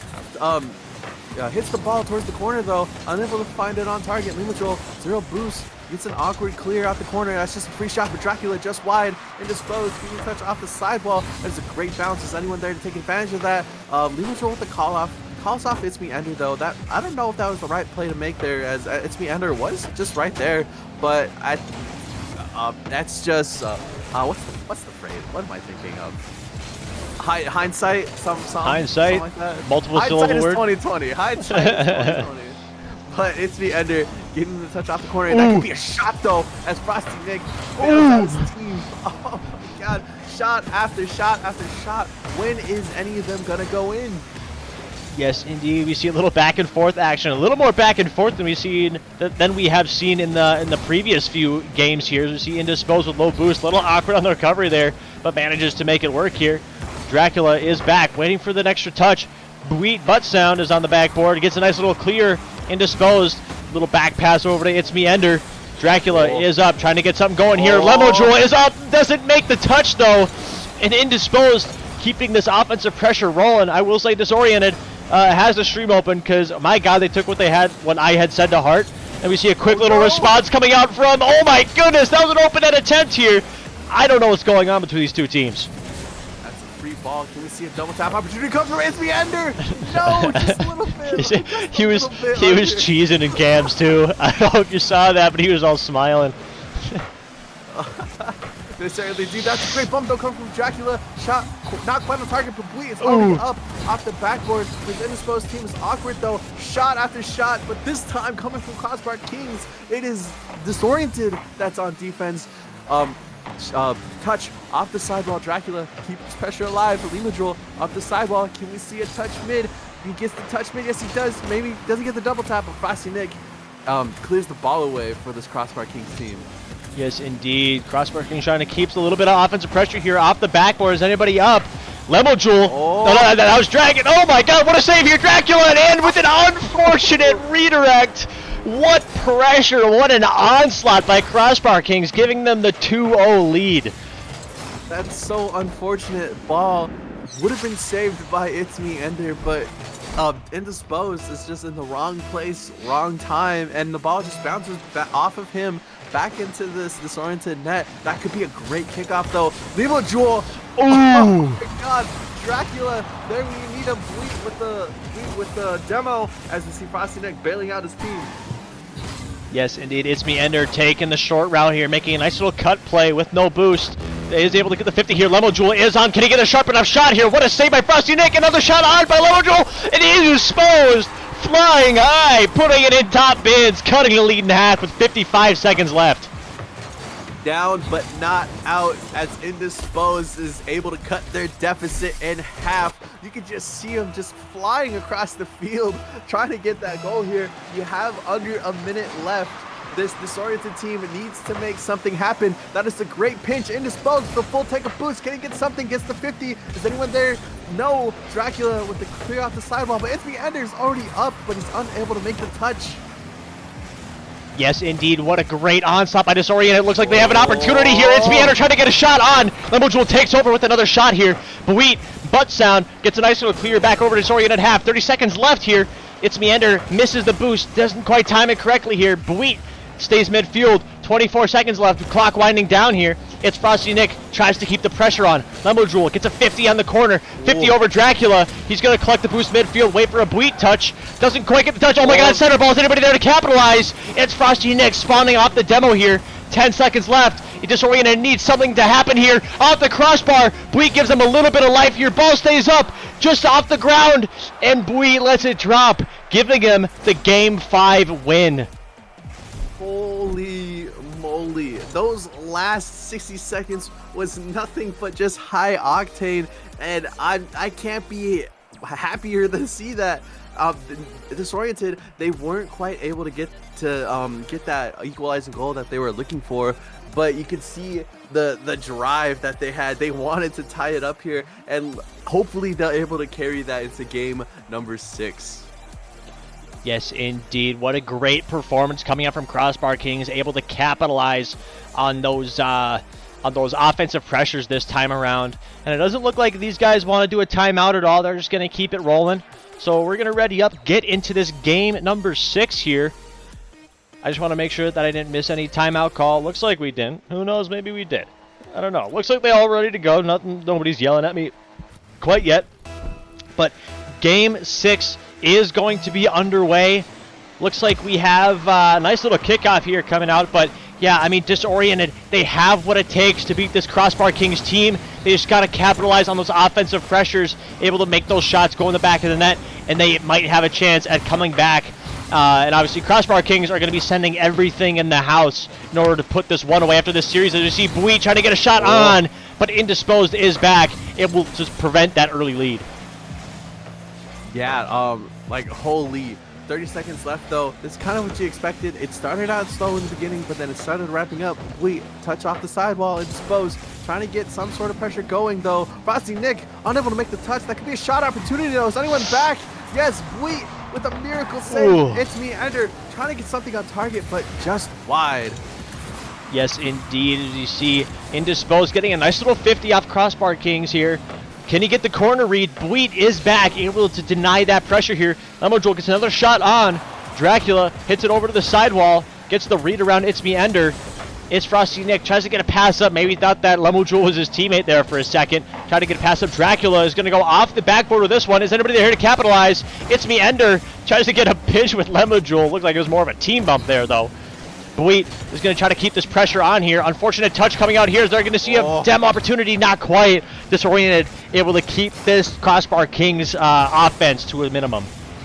I'm loving these cuts from this CROSSBAR Kings team. They're denying any sort of pressure that this disoriented team is trying to get though. That's just the floater. Dracula making the awkward save. But as I was saying though, these cuts from CROSSBAR Kings are more or less just denying any sort of pressure that disoriented can cook, as they have no time to do anything. They have no time to set up. They have no time to take it to the wall. If there's a flick opportunity, they're just diving headfirst. Takes the lead here in game number 6. Yes, indeed. What a great play by him, making it an awkward corner boost, bumping Buit. I don't know if he had the beans to get back anyway, but wait, a solo play there. Lemojoule putting them up 1-0. Great comeback. Obviously, game 6 is where you need it, because CROSSBAR Kings are on their last before they take this series home. So props to Disoriented for keeping that mental space here as Buit tries to get something rolling over to Disoriented half. I ask real quick that you yap for a little bit. I gotta get something. I gotta get some sort of liquid because I am parched. Too bad, you're going to suffer. But anyway, Disoriented, putting on some masterclass defense here, trying to get CROSSBAR Kings, you know, not tied up here. It's Meander with a mistouch here. Bweet, will he capitalize on this? Put it bottom right. Oh my god! What a save coming up from Disoriented. I didn't see who that was. That was crazy. Oh my god. And then on the instant capitalization. Oh my goodness, it's Meander going back to back. I don't even know what to say there. What a 50 from him, getting it off the whatever vertical post there. Words are hard right now. I'm so amped up here. And we see a 4 of a kind coming out on the scoreboard here. We see 2:20 left here. Indisposed is going to be up. Doesn't quite have the beans for it though. Fakes around 1. It's Meander trying to get a slow roller in the bottom of the net here. Nobody falls for it though. Bweet tries to get a 50 with Lemojewel. Awkward touch here. It's Meander up early. Doesn't quite get the touch here. Lemojewel takes a quick cut. It's Frosty Nick. Gets a nice clear back over to Disoriented half. Dracula with little boost. Tries to get a touch off the corner. He does. Bweet staying home. Indisposed. Gets a nice little 50 with Bweet at midfield. Pops it up as is Meander. Indisposed staying home. Going for the double tap. And he gets it! Oh my god! Indisposed! What are you doing? Indisposed, showing why he is the captain. He was reverse. He had to reverse, get the touch, reorientate his car, and he was still able to absolutely style on them. This disoriented team is absolutely running away with it. I don't know what is going on. This is some crazy back and forth. CROSSBAR Kings pops off, then Disoriented pops off, then CROSSBAR Kings pops. It's just back and forth. Both these teams are they're putting it all on the line when they need to. I really hope this carries over to a Game 7 because that would be a DCRL history match. That would be one in the making here. You see Bweet up early trying to get a shot on. Lemojewel hits it off the backboard. Up 3-0. All they need to do is delay, and CROSSBAR Kings need to get something rolling here to put this one away. Indisposed, a little bit awkward though. Shot opportunity from Bweet. Sorry if I'm Dracula able to find a goal of his own. Sorry. I'm over here flailing around here on my desk. I like broke my headset. Dude, you missed out on some crazy stuff, Mario. We had a back-to-back. I think It's Meander had a crazy save and then went down and immediately scored. And right after that, we had the indisposed. Oh my goodness, it was insane. I got back just in time for that. But 3-0, a minute left. CROSSBAR Kings, they need a miracle here just to stay afloat, to stay alive, to destroy any sort of momentum here. That's a great pass back coming from Frosty next right to Bweet. Bweet shot on target. Oh! Meander getting the pixel perfect save here. 50 by Indisposed. Can he get one more just to over Bweet? That is backboard. Is anyone there to take advantage of that? It's oh Meander. My god! Under the opponent. I don't know what is going on with this disoriented team. It's like they decide to turn on their monitors every other game. I don't know what's going on. They're hitting all these crazy shots, capitalizing on every single opportunity, and it shows because they are beating the 1 seed 4-1 in dominant fashion. But it's only every other game, so hopefully they can break this spell of every other and come back in that Game 7 to pull up a crazy, crazy upset here in Div C. But we see 20 seconds winding down. Disoriented are probably going to walk away with this one, but hopefully CROSSBAR Kings can kind of get rid of that momentum and capitalize in game number 7. Oh my god, these last 10. Oh! He's finding another one here. He is just stat padding this game. Gets it off the corner, and he absolutely just dookies all over Frosty Nick. Pause. Pause. Dude gets a 50-50 all over Frosty Nick. Ugh. We see 8 seconds left winding down here. Disoriented are going to walk away with this one. Bweet up early, trying to get one for the road. Lemojewel looking a little awkward, and they kill it here. And this means a good old-fashioned top seed, almost bottom seed, game number 7. I'm just at a loss for words. What is happening here? Lemojewel calling the timeout. They were the ones to take the game. Maybe they're just taking it just so that they could get a pep talk because they are the 8th seed and they need to close this out if they want to keep their if they want to keep themselves alive here. I went to the wrong thing here. I don't know what the timeout screen is here. I'm not gonna be on the timeout screen. I'm actively looking for the screw. My headset broke. Oh, that's very sad. That's always good. That's always good. But yeah, I don't know. Timeout screen's on the overlay. Oh, you're right. You're right. You're right. I'm being silly. I'm being silly. But yeah, I mean, what a comeback coming out from Disoriented. Just great, phenomenal game plan. I don't know whether or not it was a game plan or not, but I mean, props to them. They are, you know, obviously doing phenomenally. I gotta tell these guys to leave really quick. I don't think any of them are really.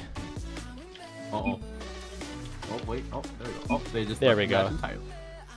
Yes, I think they left the match. Oh, well, we got some people not leaving. We'll get that stuff figured out here. Nobody's really doing much here. We'll leave the game. That's fine. At least we can bring it to Champions Field. We can. You know what? I'll make a special little thing for that. We'll let them cook on a timeout a little bit longer here. Hopefully, you know, whatever.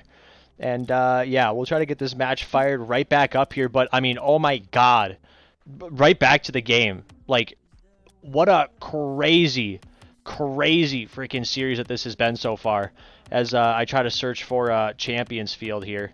There we go. There we go. Yeah, boom, boom. That's just playoffs for you, though. Playoffs, a lot of crazy things can happen in playoffs. You'll see a bottom seed upset like one of the top seeds, and we're seeing it here as, ladies and gentlemen, we are gonna start game number 7, match point. Yes, indeed here. Game number 7 is going to be on the way. These guys are going to be throwing everything at the house. Disoriented, 1 game away. CROSSBAR Kings, 1 game away. As we see a big boomer ball back over to Disoriented half. Not the way you want to start if you're disoriented. That is so unfortunate. Indisposed, getting another own goal on the stat sheet. That is so unfortunate. But the good news is that happened with 7 seconds left. You basically have an entire game to play here to find an equalizer. Yes, indeed. And I will say, these guys are doing us a favor. And oh my God, CROSSBAR Kings. Yikes if you're disoriented. Yikes. What happened here between game number 6 and 7? This CROSSBAR Kings team is doing everything right, and Disoriented is just doing everything wrong. Who was it that called the timeout? I believe that was Limo Jewel. Was it Limo Jewel? Did he ice his own team? He might. Who knows? Timeouts can be a double-edged sword. It might have just been used for a pep talk, but that also like that cools off everyone. That includes you. So that might just be the straw that breaks the camel's back. As to see a great 50 coming from Dracula, unable to get the touch though. That's an awkward floater. It's Meander, unable to find the touch. Wheat bangs it back in there, trying to get physical. Dracula awkward, forced to make an awkward save as Indisposed is unable to find the touch mid. Yes, indeed. Wheat off the backboard. What a great clear from him. Limo Jewel almost made it awkward for his team there. It's Meander trying to get a pop over 1. Indisposed is going to turn and grab the mid boost. Doesn't quite take the 50 with Frosty Nick though. Wheat with a great play on that 50-50 here. Indisposed is up, getting a nice little clear to the corner. A little awkward. There's a lot of people in that corner there for a second there. It's Frosty Nick almost getting a shot on. Limo Jewel with a great 50 on 1. Doesn't quite get the 50 on Dracula though. Indisposed though. Take the slow route. Tries to get a 50 with Dracula. Barely does. Doesn't quite beat out Frosty Nick back to the ball though. It's Frosty Nick with a great shot on and a missed rotation coming out from Disoriented. What is happening to this team? They're falling apart here. Not even 2 minutes into the game and they are already down by 3. I've said it once and I'll say it again. This Disoriented team need a miracle. Indeed, obviously, Disoriented still has plenty of time to capitalize. They scored 5, or I think they had like 3 goals within the first half of the game. Last time we see a great flick coming on 1, and there it is. Indisposed, putting up their first, or helping put up their first, getting that momentum back. They are down, but not out. Limo Jewel able to lower their deficit here, but you are still down by 2. You need at least a goal every minute and 30 seconds, a minute 40 seconds here, as we see a great touch coming from Dracula, though. That is a double commit. It's Meander unable to find the touch, but Frosty Nick unable to find the touch as well. Indisposed with a half to take a boost, takes out the sideball. He's dangerous with those, but he's unable to find the touch. Dracula, that's a bad touch. Lima Jewel, a little hesitant, unable to get the touch, passes it back to Lima Jewel. As you see a little bit of 1-2 action, but cut off by Frosty Nick. Indeed, nice little defensive play here. But we see CROSSBAR Kings capitalizing off the boost and offensive pressure, giving them back that 3-goal lead. Disoriented, just seeming to crumble, unfortunately unable to keep up with this CROSSBAR Kings pace. Not what you want to see here. Now you're forced to make a goal every minute, or else you're sent down to the loser bracket, though. That's an awkward touch coming from Frosty Nick. It's Meander is there, though, but a great 50 coming from Wheat. Indisposed, off the sidewall, gets a touch mid. Can he find one more? Gets the 50 off Frosty Nick, though, but it goes just wide, and Dracula able to get the 50 off Ender. Lima Jewel sends it to the corner. Wheat sends it towards the sidewall, denying any sort of play. Indisposed, hitting it right back into Wheat, as we see an awkward touch there. That could be a shot on target. Dracula is there, and they're up by 4. Man, if you're disoriented, how do you go from almost just putting up such a dominant performance, and all of a sudden you're down 4, still 2.5 minutes left. If CROSSBAR Kings can score 5 times within the first half of the game, Disoriented can do it as well. So not all hope is lost, but a lot of it's gone. I will say, not all hope is lost, but a lot of it is gone. So Disoriented, got to capitalize on some pressure here as we see it. Maybe some offensive pressure attempts here. Wheat looking a little awkward, indisposed, a little awkward on the shot here. Not quite able to put it in. We see another shot attempt coming up from Disoriented. Isn't quite able to put it in, though. And oh my god, Disoriented really deciding to turn up the heat here suddenly.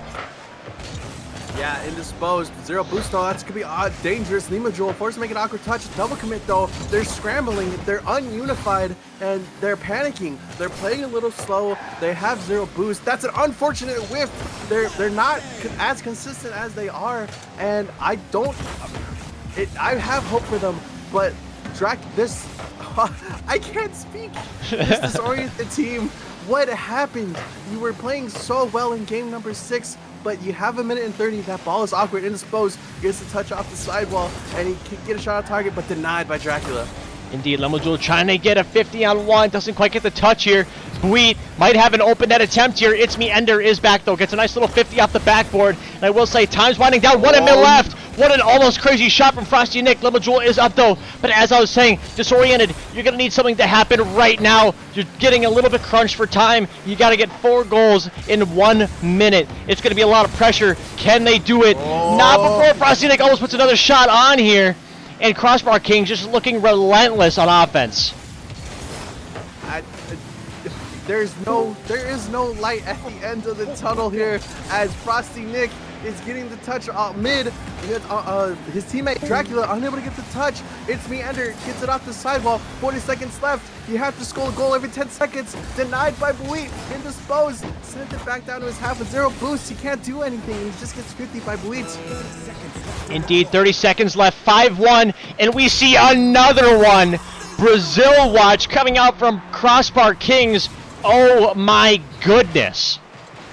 I didn't want to say it earlier, but that right there is the final nail in the coffin. These last 30 seconds are nothing but a formality. Disoriented, you had a good game, but unfortunately you weren't able to keep up the pressure, and the pressure for this CROSSBAR Kings was just too much. But you had good looks. You took them to game number 7, and I can only hope the best for you after this series. Yes, indeed. If they play like they did in the earlier half of this series, they will have a phenomenal lower bracket run. And we're probably going to see another CROSSBAR Kings Disoriented, but championship time this time. That's if they hold it here. As you see the ball just hanging up, CROSSBAR Kings are just playing with their food at this point. Disoriented maybe trying to get one for the road. The ball drops, and CROSSBAR Kings are going to take this one in 7. Oh. I just need to breathe. That, even though it wasn't the outcome I wanted, that was still just a phenomenal series. honestly. What a performance coming out from Disoriented. And I will say, it's Frosty Nick having a crazy, crazy game. Going wild, 734 points, 4 goals.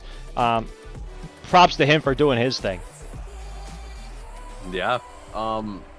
Wheat wasn't really able to shine like he normally did for the rest of the series, but that's okay because Frosty Nick putting the team on his back. Yes, indeed. Sorry, my cam was broken there for a second here. We're gonna try to get these guys dragged in here for a nice little post-game interview. CROSSBAR Kings, what a series! That's how I started off. What a series coming up from you guys. I guess I'm just going to go right into my first question for Dracula there. What were you expecting coming into this series? I will say, I know maybe you might answer. I guarantee you weren't expecting a performance like that coming from your opponents today. No, I wasn't really. I definitely was expecting more like a 4-1 series. And based off the first game, it just kind of seemed like that was going to happen. But that's not how the games kept turning out. And then... yeah, we did end up winning, but they definitely brought more heat than I was expecting.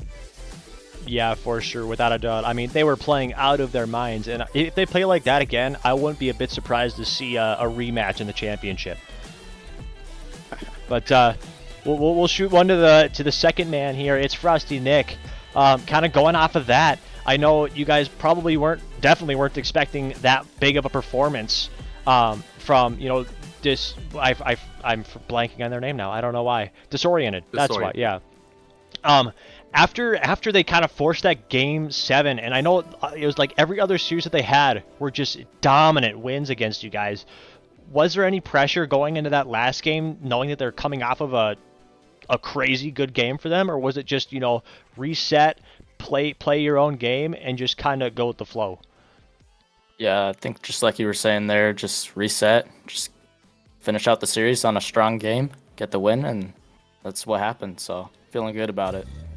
Fair enough, fair enough. Cosmo, you got a question for anyone here?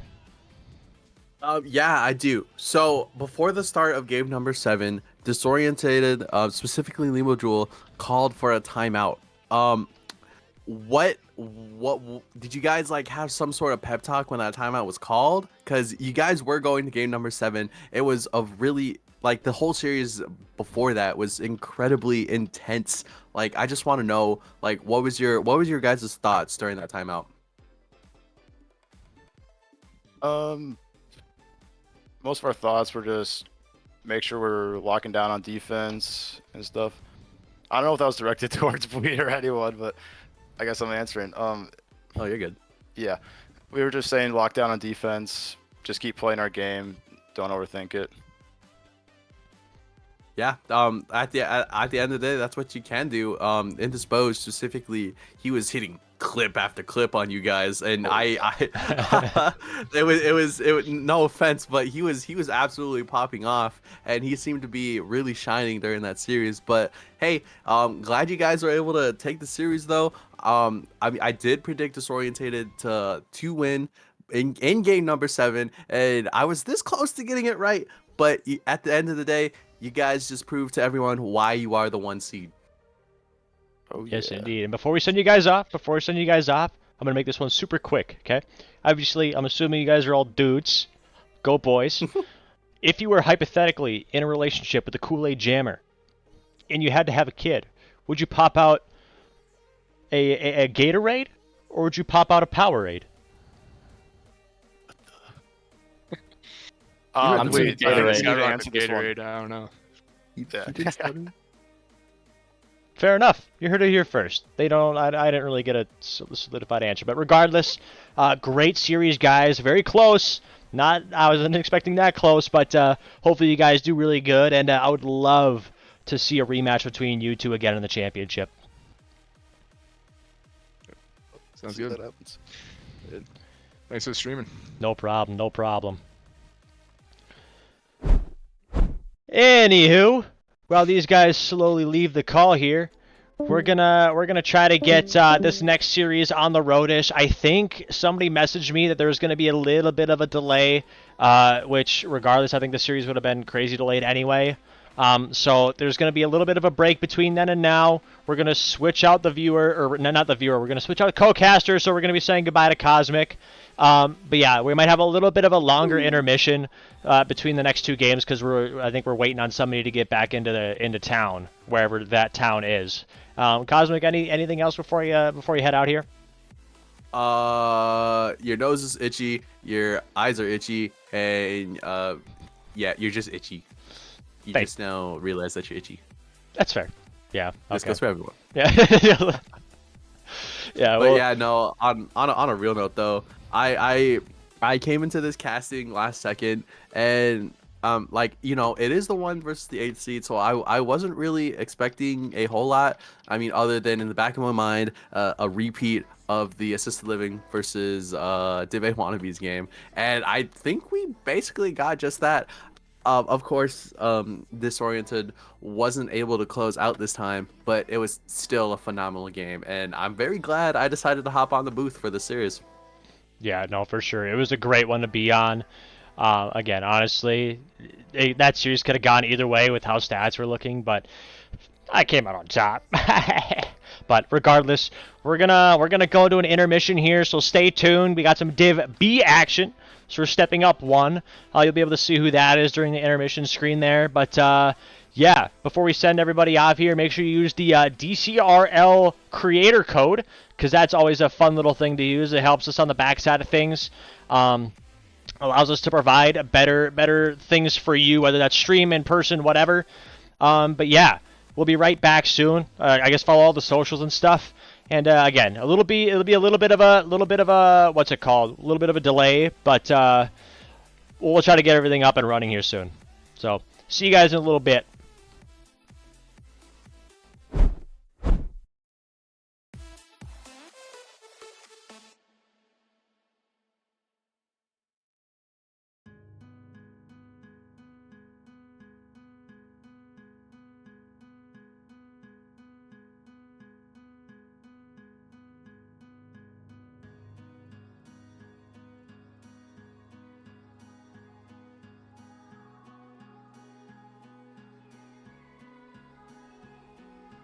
Into the night, city lights are dancing, slowly falling apart.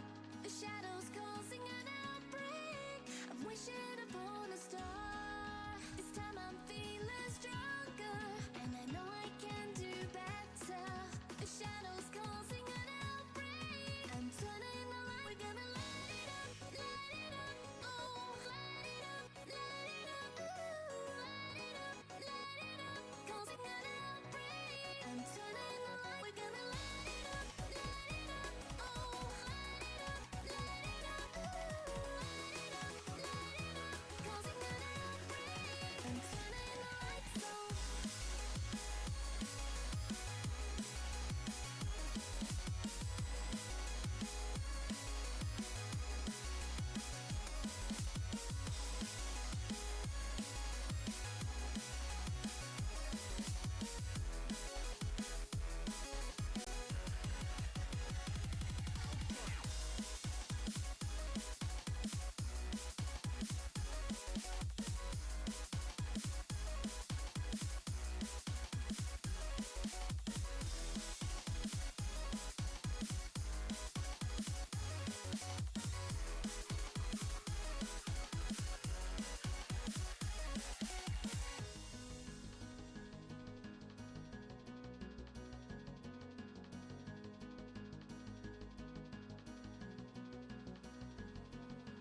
Open your eyes and see the people chanting, slowly falling apart.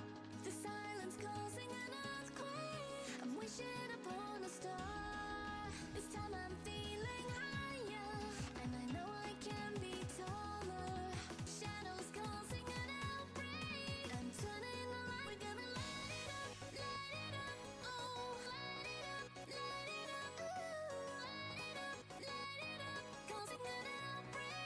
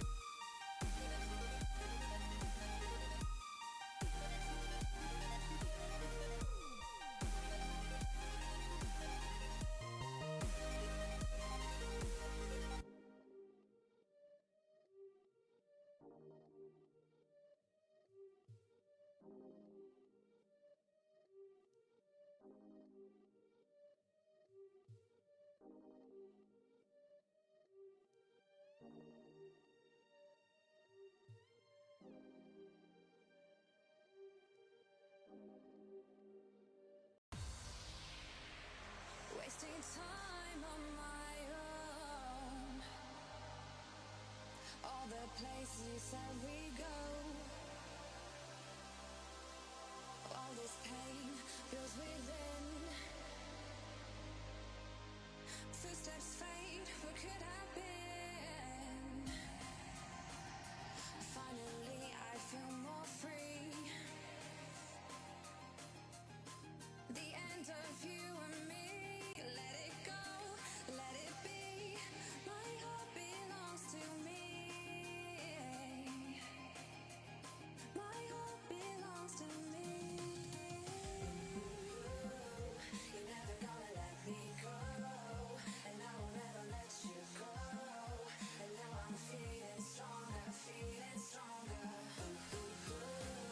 You're never gonna let me go, and I will never let you go. And now I'm feeling stronger, feeling stronger.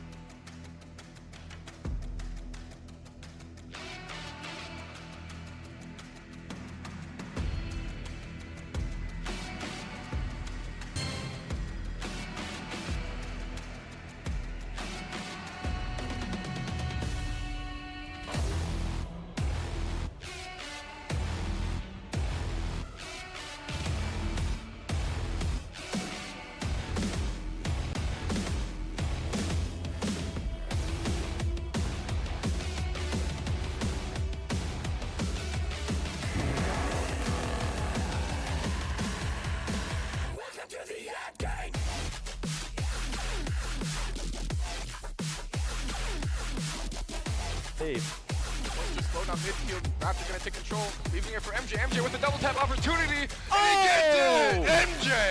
Gonna try to find another touch here, gets it around for Chance. Ren gets another touch around Remzik. Maybe one man back. Oh, a good scam from Samuel, an insane redirect. And go time, popping it up. Is anyone there? Suffer challenges. Suffer with a miss. Just Eli back. Dicky, getting it over top. And Low Ballers take the DIV Grand Final. Give it up for Low Ballers!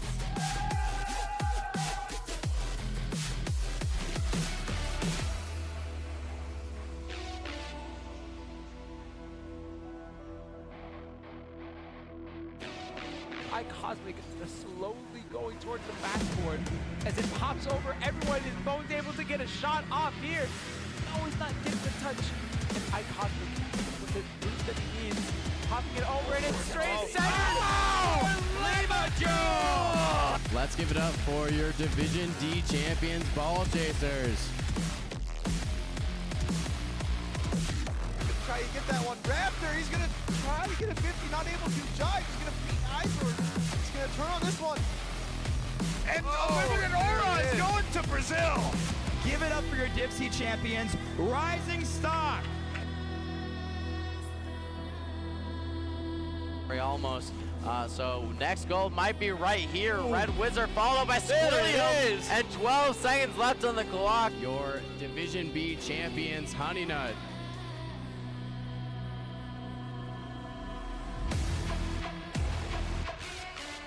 No one's actually challenging. He was able to get that boost for free. We needed someone from Super Service to go early, as this one does drop down.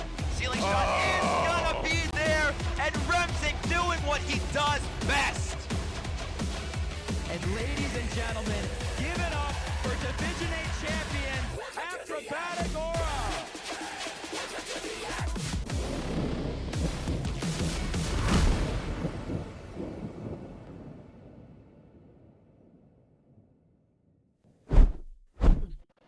Okay, we are a little bit back ski. We got some potential, hopefully starting soon. Actually, I forgot to unhide this one. So a little surprise.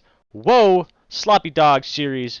Bingo, bango, bongo. That's what we got cooking next. And for some reason the song isn't cooking. But we have a new caster joining us, and we got Bean. I'm pointing the wrong way again. Bean, how's it going, big man? Oh, I'm hyped. I just got back from sweeping some other team in a different league. But yeah, we're freaking hyped and ready to go in this game. Good stuff, good stuff. Before we get into the individual team stats, and the reason I say before, because that might not happen for another little bit, we got some delays happening right now. Someone who is not going to be named, he is running behind on schedule, so he might not be back until about 9:10. So we're going to be a decent bit delayed here, approximately 40 minutes from when the game was initially supposed to start. I mean, shout out to the first game going long, and we love that little game, that game 7. You know, whatever. But yeah, so I don't know. We might just try to ramble on for a little bit. We might always try to ramble on a little bit. We'll see. We'll see. It's up to whomever. If somebody DMs me and tells me to go to intermission, we'll go to intermission. But right now, it is not on me. It is not on me for being late. Game. I actually am glad that the first series went very long.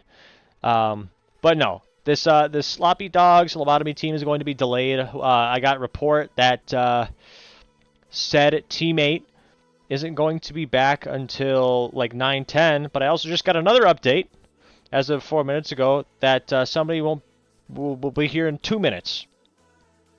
So technically they're on right now. I'm gonna log into Rocket League, make sure we get some invites sent out. Maybe we can get some of these guys kind of invited in here. I don't even know if I have everybody, to be honest with you. But yeah, no, we have. Maybe some people are going to join up. Looks like these guys are all in a game still. I don't even know. Yeah, we have some people joining. So we're going to just try to get this game started as soon as possible. When you can. Okay, I'm letting them know that they should just invite others when they can. But we're going to go to, I guess, some stats. Because why not? So we have the Division B bracket here. Tech 7's frying me in the party chat, so shout out Tech 7. But regardless, we have the Division. I don't know why I put a big spot between there, but we have Division B.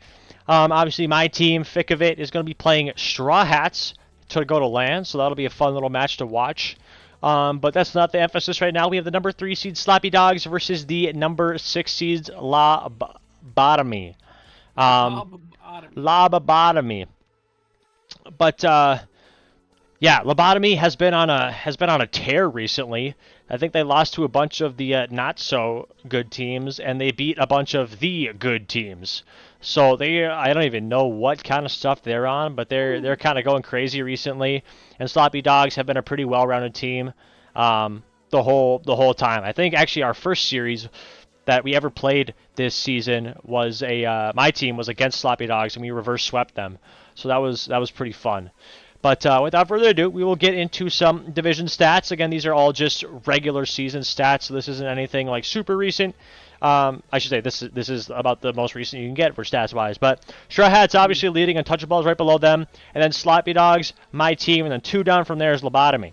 We have 5 and 4, and then 6 and 3. A little bit of red coming out for Sloppy Dogs. Goals and shots, all league leading 9.31, crazy. Goals 2.86, crazy. So very big offensive team. Never mind, that's right, Straw Hats. It was that. I forgot it. Sorry about that, Yellow. But yeah. So and then Lobotomy has a little bit of league leading on kind of the other side of things, on their save percentage and saves, and one that you don't want to be leading in and most demoed. So that is something very unique there. Not a stat that you want to be leading in, but they're leading in saves. And I think I know who the culprit of that would be. But anything else stand out to you? Well, when you're talking about the demos, obviously Lobotomy getting demoed a lot, but Sloppy Dogs doesn't seem like to be the team that demos a ton. They're on that lower half, like hovering around that 2.8 demos per game. So I mean, it could just be either, I don't know. That could depend on this game, whether or not they're going to get demoed a ton or not, or whether they're going to go for those demos. 'Cause obviously, the demos and getting out of the game is always not good, if you know what I mean. But Yeah. other than that, Sloppy Dogs have the second highest win percentage at 66.67. So Yeah, I for mean, sure. they're just barely under Straw Hats, but Lobotomy is still having above a 50%. So, oh yeah, they have just above a 50%, and I mean, it could go either way, but leaning a little bit more towards that Sloppy Dogs team. Yeah, for sure. And we're going to shoot over to some Sloppy Dog stats really quick here. We're going to breeze through these because I got a request that we want to look back at the playoff bracket or whatever. I don't even know, some sort of stats. But Sloppy Dogs led by Skay, then followed by Real Curly Fries, and then followed by Carved Dog. One red section for each of these guys. Curly Fries leading in goals 1.14. Crazy stat for him. And a Skay close behind at 1.08. Very offensive team here. Assists, Carved Dog obviously being that lead third man here. But in his case, I guess a first man, being able to, set that assist up for the second man. And then shots, led by Skay. So, I mean, everything about this team just screams offense. Mm-hmm.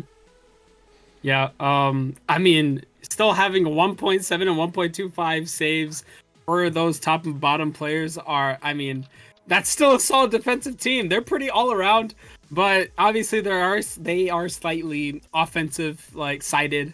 But I mean, don't dog on their. Oh, that's a little bit of a pun there, but don't dog on their defense. Ooh. It's looking pretty good. Indeed. And we'll shoot over to blue stats here, and I will say I kind of hinted at it. I think I know who the culprit for the most saves and save percentage is. Let's see if I'm right. Whoa, I am. Look at him go. Or I guess and demoed. But Tech 7. Actually, no, he doesn't even have the most saves. But he's the least. He has the least amount of saves on his team. I was thinking of the demos one. Because I do know that Tech 7 likes to play a very passive game, hence why he's probably the most demoed. Mm-hmm. But if it's floating their boat, go for it. But a lot less offensive pressure from this Lobotomy team. Led by Fighting Hamster, followed by Salty Steve, and then third man Tech 7. Fighting Hamster and Salty Steve getting up close to that 1 goal a game. Fighting Hamster obviously with 0.84, Salty Steve with 0.74, and then Tech 7 a little bit down there at 0.53 goals a game. Then again, his play style is more passive, so again, but it's floating their boat. They've obviously been on appeal recently, so props to them. But yeah, Tech 7 leading the league in demoed a game, not a stat you want to be leading the league in here. But overall, this team looks super, super well-rounded. And I'm getting another update from Cosmic that this is a rematch series, apparently. So there might be a little bit of beef cooking here. A rematch? Wait, how so a rematch series? Or is it just beef before in the match? Well, apparently, Sloppy Dogs lost to Lobotomy in their most recent series. So this is like a back-to-back Lobotomy Sloppy Dogs rematch. Okay, I got it. But a little bit over on the saves per game. It's crazy to think that the lowest saves per game on this team is 1.4. Yeah, that is the lowest, which is insane. And then the highest is 1.7. So all of them are pretty they're pretty even in terms of the defense, and they're a little bit more of that passive team, which could be a blessing and a curse. Sometimes you are able to get those easy goals off, but sometimes they just get pressured way too much, which it might happen this game. Since obviously the other team is pretty offensive. Oh yeah, and I will say, no matter how good of a brick wall you are, all brick walls crumble eventually. And there's been several series, especially again, there's just a Div B series. We'll actually look back at the old playoff bracket here. Div A wannabes having a super, super low individual winning percentage, and they come out hot in this first round, and they sweep. And then they sweep in their first series. So who knows what happens? Maybe Sloppy Dogs Lobotomy turns up the heat here. Obviously, Tech 7 saying he's gonna repeat history, beating the Sloppy Dogs 2 weeks in a row. But maybe Sloppy Dogs are gonna say that's not gonna happen. maybe Sloppy Dogs will kind of turn it around from last week, though. So we'll see what they do. We'll see what Lobotomy and Sloppy Dogs, what kind of bout they have here. But before we venture on here, as we wait for I believe the last man. 1, 2, 3, 4, 5, 6. Looks like we got maybe 2 more people left. No, we got one. Because you forgot to count yourself, I think. Oh, you're right. Yeah, I'm dumb. I'm an engineer. But what are your predictions for this series here? This is tough, actually. Because both of them, like, even though, like, Sloppy Dogs is on that 3rd, and then the Lobotomy is more towards that 6th seed, it could honestly go either way. And if they do like bring up the heat and be a little bit more aggressive in their plays, I think Lobotomy could be able to beat them. So I'll side with them, honestly. I'll go with Lobotomy in probably 6. Yeah. In 6, huh? 6. Mm-hmm. Sounds good. But looks like we got everybody all joined up here, so we're gonna get this game on the road. We'll close predictions here soon. But as for predictions, I feel like Sloppy Dogs are gonna come back strong here, and I think it's gonna be a good old game number 7. A back-to-back game 7 series would be pretty desirable in my opinion. So these guys are all gonna load into their match. Hopefully I have all the cameras and stuff right this time. Who knows if I do? It's bound to be wrong. It looks like we got the last guy all joined in here for the cams. I believe we're all good to go, and we're gonna get this this game all rolling here. Yeah. Shoot, I was gonna say something, and I don't remember what it was anymore. Oh, I do remember now. Oh snap! Never mind. I can't say what I'm talking. I can't say what I was gonna say because Carved Up coming in strong with the first goal of this game and a nice shot coming in from. Oh yeah, coming in from. Oh. You said nice shot coming in from, and then it cut out. No, coming from. I thought I said coming from him. Oh, maybe you did. I don't know. Maybe my headset's just scuffed. Who knows? But regardless, nice early lead coming out from Sloppy Dogs here. I think I got the teams and stuff right this time, so that's nice. But yeah, Skay looking for another one here. Tech 7 doesn't quite make the touch here, but Skay also shoots it a little wide here. Fighting Hamster is going to pop it up to the backboard. Carved Dog is off the backboard as well. Trying to get a clear here. Salty Steve is up, puts it off the backboard yet again here. Nice little tactical whiff here coming from Lobotomy. Skay is on the ball with low boost. Tries to get a flick around 1. Tech 7 goes for the demo, but Fighting Hamster is up. Able to make that clear, preventing Sloppy Dogs from getting another one here early in this game 1. Tech is on this ball, trying to get something for his team. He might be able to pass it over to Salty Steve, but it's no good. Carved Dog on the ball, trying to hit it over towards Curly Fries as he just gives it away towards Fighting Hamster. Maybe he might pop it over, but Skay is just there and sitting nice and patiently. Up in the air, Curly Fries might be able to get a touch on, but he doesn't put it on target. Skay almost getting the shot off, but he's getting blocked. Fighting Hamster, oh my goodness, everyone's getting the save on this team. Tech 7 still on the ball with no boost. Try to pass it over to his teammate as Fighting Hamster not able to get the double jump. And Skay just has an open net. Unfortunate coming from Lobotomy. Indeed, and I will say, Sloppy Dogs, I want to say it was Real Curly Fries, literally just hopped on the game. So I'm pretty sure this is his warm-up game. He is the one that we were waiting on. So everybody who's blaming me in chat and everything, no, I rebuke you. No. But yeah, so I mean, Sloppy Dogs looking pretty good for this game number 1, coming out very, very strong here. But you know, it's expected. They were a very offensive heavy team, so I couldn't imagine that's all that they have in store. It's looking a little bit rough for them just from the start, but obviously we're just sounding like a broken record at this point. This game 1 is always a feeler game, which is a little unfortunate because as Real Curly Fries gets to get warmed up, he's starting to get better and better. And as I'm saying, is this guy not able to get the shot just barely off the mark? Real Curly Fries and Carved Dog on the ball as he might be able to get passed over, but Fighting Hamster still on this ball. He'll be able to get a nice hit going. A little slow. He's able to 50 off his Skay. Is going straight in. Is anybody able to save it? Carved Dog on the wall. Able to get it out of his Tech over to Slow Steve, and it's given blocked by this entire Sloppy Dogs team. Is Fighting Hamster able to get the open net? No! Carve Dog is still there, getting that nice save and keeping it alive for his team.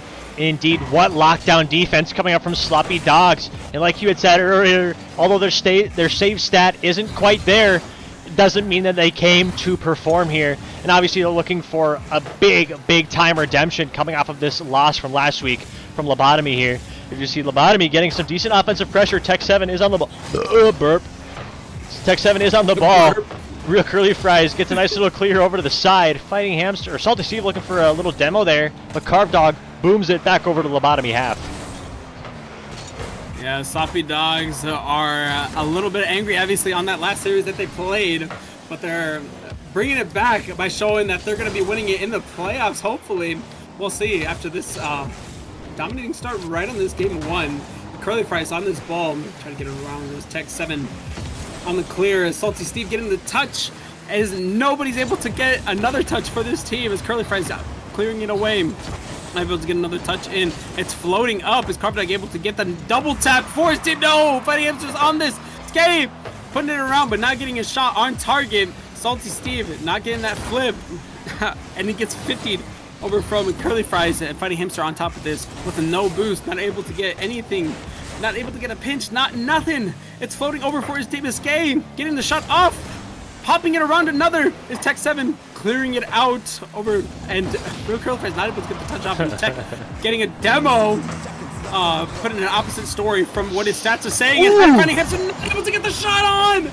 It's a brick wall coming from Sloppy Dogs. This is the complete opposite from what we were seeing right before this game. Indeed, yeah, what a great performance. Just, I mean, Lobotomy having great offensive pressures here, but Sloppy Dogs shutting them down 100% of the time here, and looking like Sloppy Dogs wanting some offensive pressure coming out here. Tech 7 trying to go for a demo on Skate, doesn't quite get it. Skate's gonna wait for the touch here, doesn't have enough beans to get there though. Fighting Hamster looking for maybe a pass up. Nope, nobody's there. No pass up. Fighting Hamster getting a really good 50 off Carve Dog. Skate is gonna clear it up to Carve Dog. Can he get the touch here? Not quite. Will he get there for the double? Tech 7 says not today. Reading it back off the backboard here. Curly Fries is up for a shot. Tech 7 looking a little awkward here. Fighting Hamster is going to take over with no boost though. 10 seconds winding down. Sloppy Dogs up 2. Lobotomy is going to need to make something happen here. And that happening will not happen because this game just so happens to go to Sloppy Dogs. That was bars, dude. Off the dome. Not gonna lie, didn't listen to anything that you said there. How I was just waiting for you to stop dare talking, you. I'm not gonna lie. How dare you? I'll watch back and listen to it. Obviously, we got a Prodigy rapper apparently coming in from Izord. Is that gonna be your stage name? Sure, no, it's gonna be Disac. But I will say, we have a car switch coming out from Skate. I think. Maybe. He did leave and come back. He did. But yeah, Sloppy Dogs coming in hot right in those first few minutes, but they didn't really do a ton on the offense. It was all defense on that second half, and that's what kept them there and basically made them win that game 1. Honest to God, and we see almost another early lead here coming out from Sloppy Dogs. Who's that? Curly Fries is up. Doesn't quite get the touch before the defender there. I don't know why I said it like that. Salty Steve getting an awkward touch. Tech 7 is demoed, getting that most demoed stat here. And Todd bins another early lead. Sloppy Dogs up 1 thanks to Skay. Yeah, Salty Steve not able to get the touch that he wanted as he does a little pre-flip. And it was kind of a detriment for his team. Nobody was able to follow up on it. The only people that were able to were Sloppy Dogs, and they were there just in time to be able to get the shot off. And, I mean, nobody had boost right into the backside there. Indeed here. Fighting Hamster getting a nice little clear before Real Curly Fries can get a touch off. Salty Steve is on, making Skay a little awkward here. Goes for another touch. He does get it. Tech 7 is on. Can he get the shot on? Not quite. Blocked away by Salty Steve. Fighting Hamster clears it. Tech 7 looking for the pass. Going a little bit too fast for that one, though. Skay off the wall. Tactical backflip. Faking out the defenders, maybe. I don't know. Curly Fries getting a center down. Carve Dog is there. Tech 7 has to make the save here, and he does. Real Curly Fries keeping the offensive pressure on. An unfortunate whiff coming up from Lobotomy. Unfortunately, it was off. So Sloppy Dogs aren't going to take an even bigger lead quite yet, unless Curly Fries kind of balls out, but is prevented by Real Hand. And as I say that, Skay again putting them up 2-0. There was so much panicking coming from the lobotomy side. Nobody was able to get a touch off. Everybody with the ball. It was honestly just seeing a bunch of, I mean, there was just a bunch of whiffs. Nobody was able to touch the ball from lobotomy, and Skay was there to get basically an open net. Nobody was able to get even like the tip of their car on top of it. And it was just an unfortunate showing from lobotomy. Honestly, and Tech 7 almost caught lacking there, and I will say Tech 7's copying me with the tuxedo decal, so how dare he do that. But regardless, Sloppy Dogs up 2-0. Tech 7 trying to get some pressure here. Carb Dog is on. Tech 7 is also on again, but Curly Fries able to get a really good clear here. Shot on, is Skay there? Not quite, and shot deflected by Skay again. What defense by him, and what an unfortunate miss by Lobotomy. Skay looking for a little offensive pressure here. Passed on to real Curly Fries. Curly Fries maybe not expecting the heat on that one. Salty Steves opts for the ground play, pass to Tech 7. Tech 7 isn't quite in the right positioning though. Skay bumped by Salty Steve into the play here. Oh, please do something cool. That was cool. Please do something cool. What a call out coming from Eisenberg. Carb Dog might be able to do something cool. Body Hamster getting the 50 off from Real Curly Fries, and Salty Steve might be able to get the shot on net. Is anybody able to touch him? An open goal coming from him. I don't know if Lobotomy was going to be able to follow up on that. So unfortunate. That was going right off the bar. No. Okay, maybe Tech 7 might have been able to reach there. Oh, so unfortunate. But Sloppy Dogs are still up here, and they might be able to keep the lead here, but we will see. Yes, no, I think that was just an unfortunate positioning and timing. It's I don't know what just happened to the camera there. That was weird.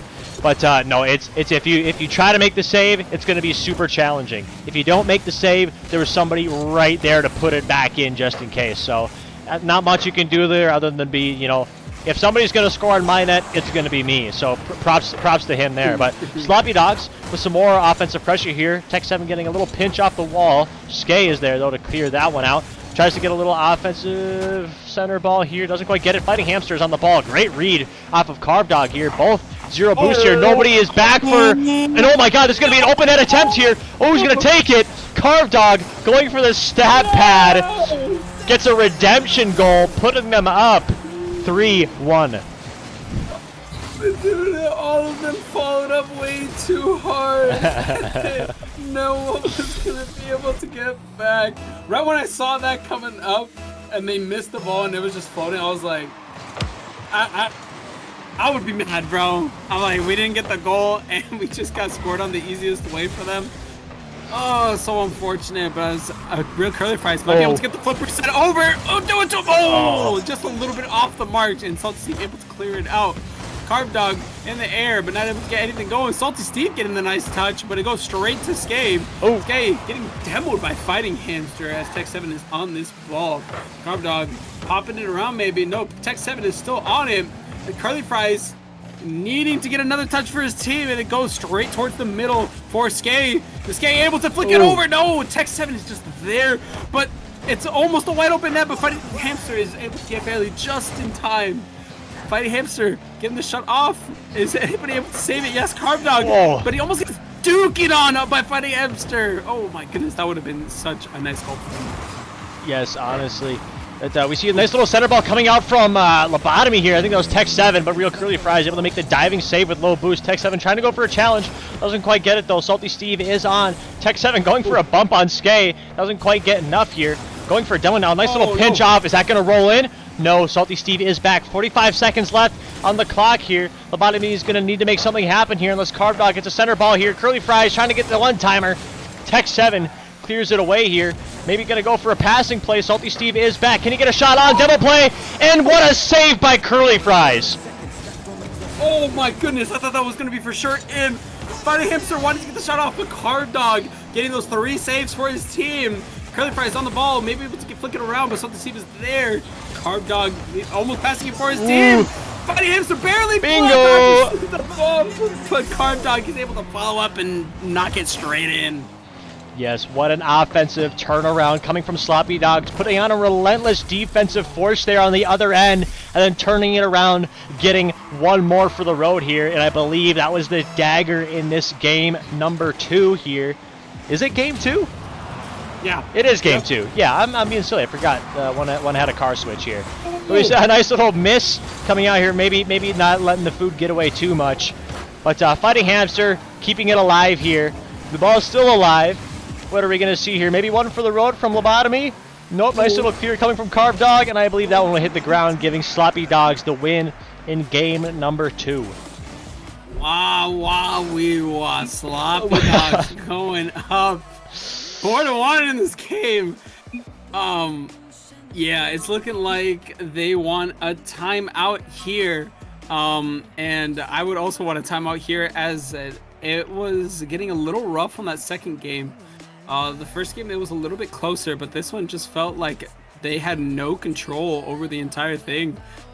They were on the defensive half, I feel, a decent amount, but they weren't able to get any of the defensive opportunities for their team.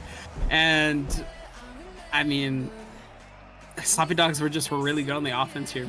Yes, indeed, and I will say, I mean, like you had said earlier, you spoke it right into existence, how Sloppy Dog's stats on defense weren't necessarily the best, but that didn't mean that they were going to be completely out on defense, and it looks like Tech 7's taking a little nap or something in Gams. I don't know, maybe he's just getting a little power nap, going into a little bit of Zen mode here.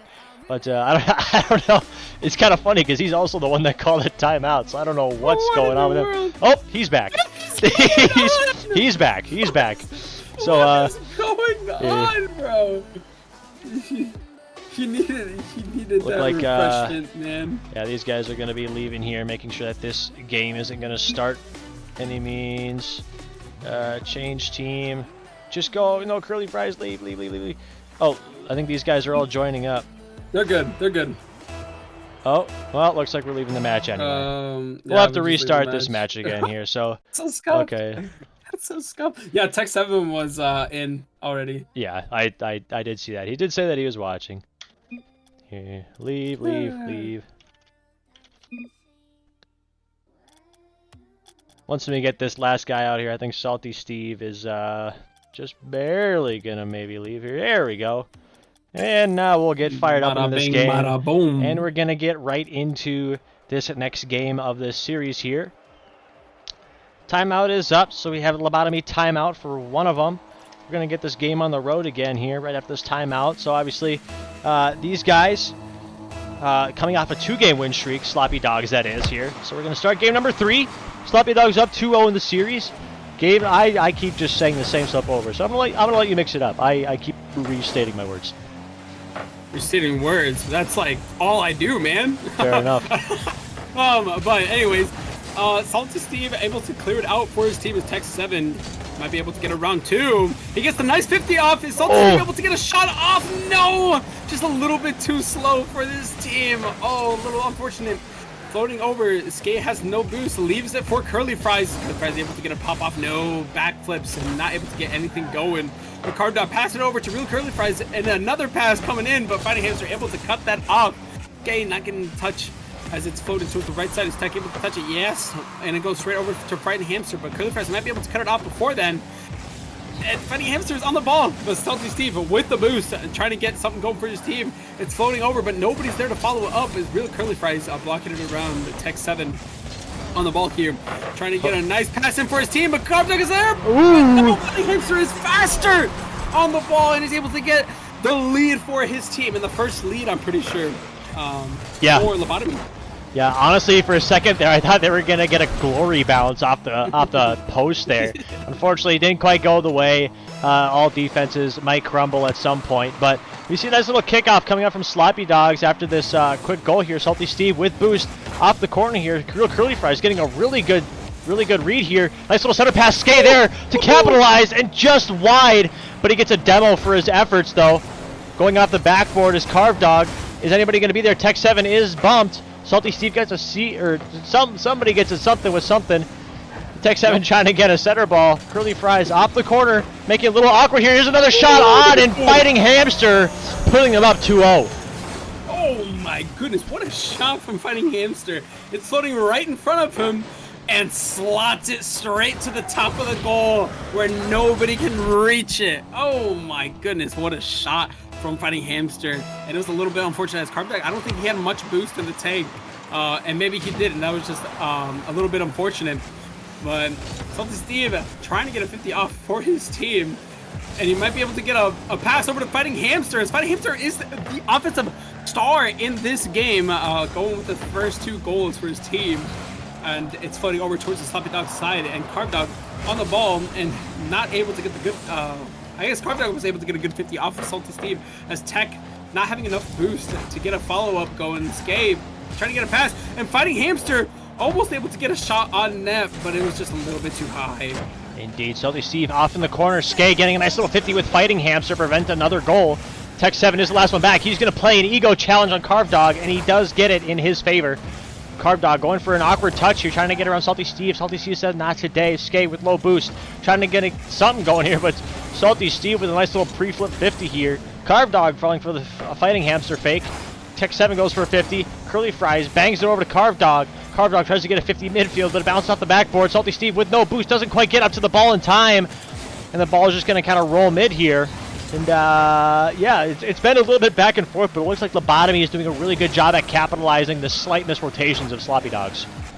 Yeah, I think that nap really did wonders for Tech 7, as obviously their team is up 2-0. That little bit of rest really hit them. As Curly Fries almost getting a double tap, but Fighting Hamster steals his clip. Fighting Hamster, how dare you! Save. Oh my goodness! That was such a nice shot, but it was an amazing save coming from Fighting Hamster. Oh my goodness, I'm shaking a little bit right now. As Skay almost getting the shot off. Getting another clip! Oh my goodness, he wants it so bad, but he's not able to get it where nobody is. Tech getting a nice flick, but Curly Fries cutting him off as Fighting Hamster on this, grabbing the boost, and Carb Dog having a little bit of boost on this, but not able to get another touch as Salty Steve getting the touch off, but Curly Fries able to get the save over towards Fighting Hamster. Fighting Hamster able to get a shot off. No, Skay is on this, trying to get a little aerial going, but Salty Steve cutting him off and almost straight into the back of the net.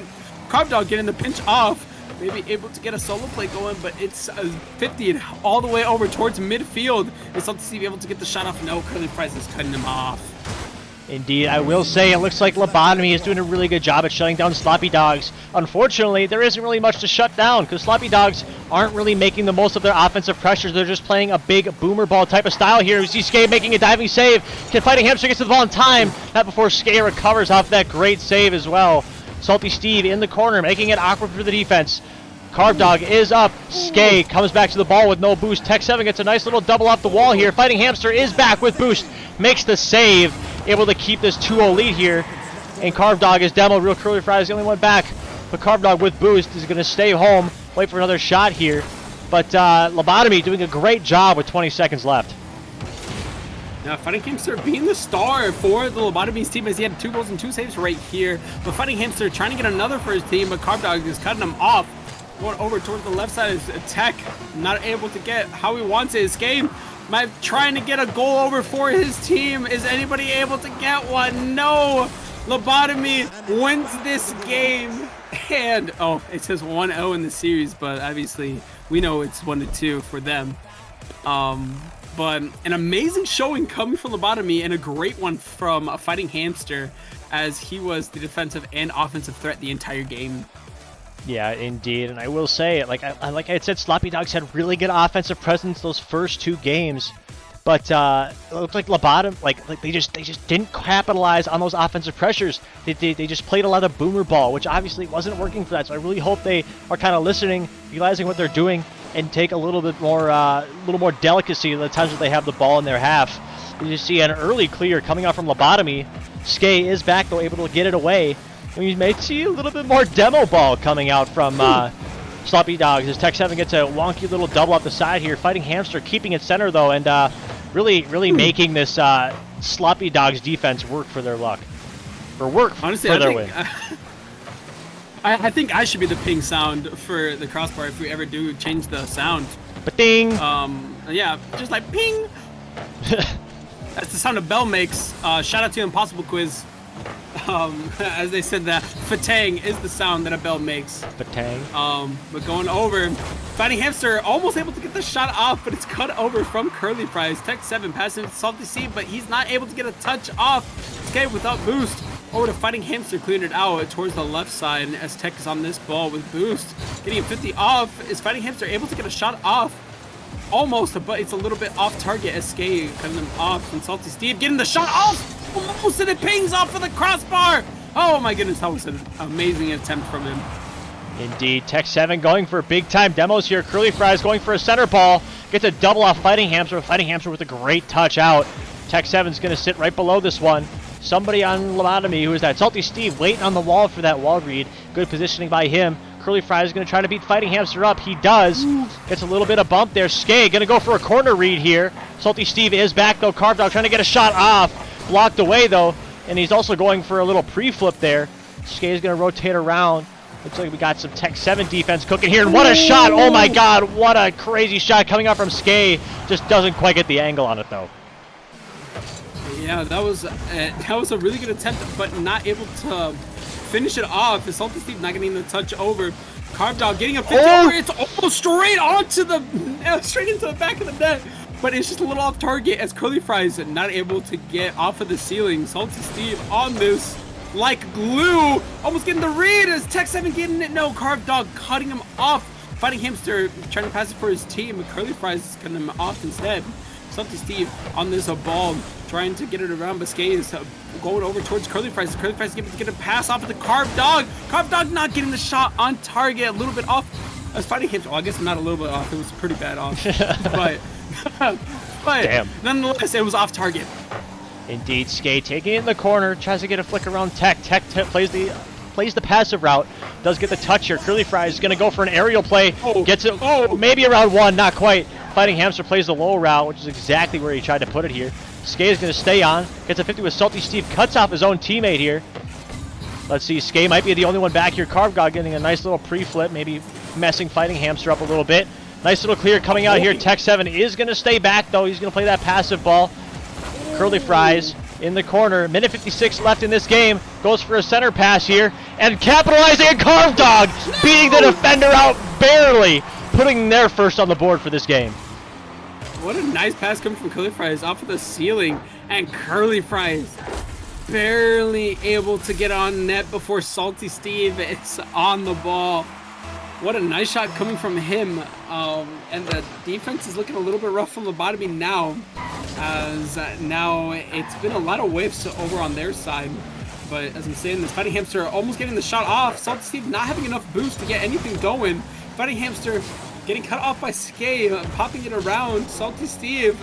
Oh, a little bit unfortunate. Oh my goodness. Oh, that second touch barely saved them from a catastrophic goal from their team. Curly Fries got the flip reset, but went straight down after he just pressed the jump button without pressing any direction whatsoever.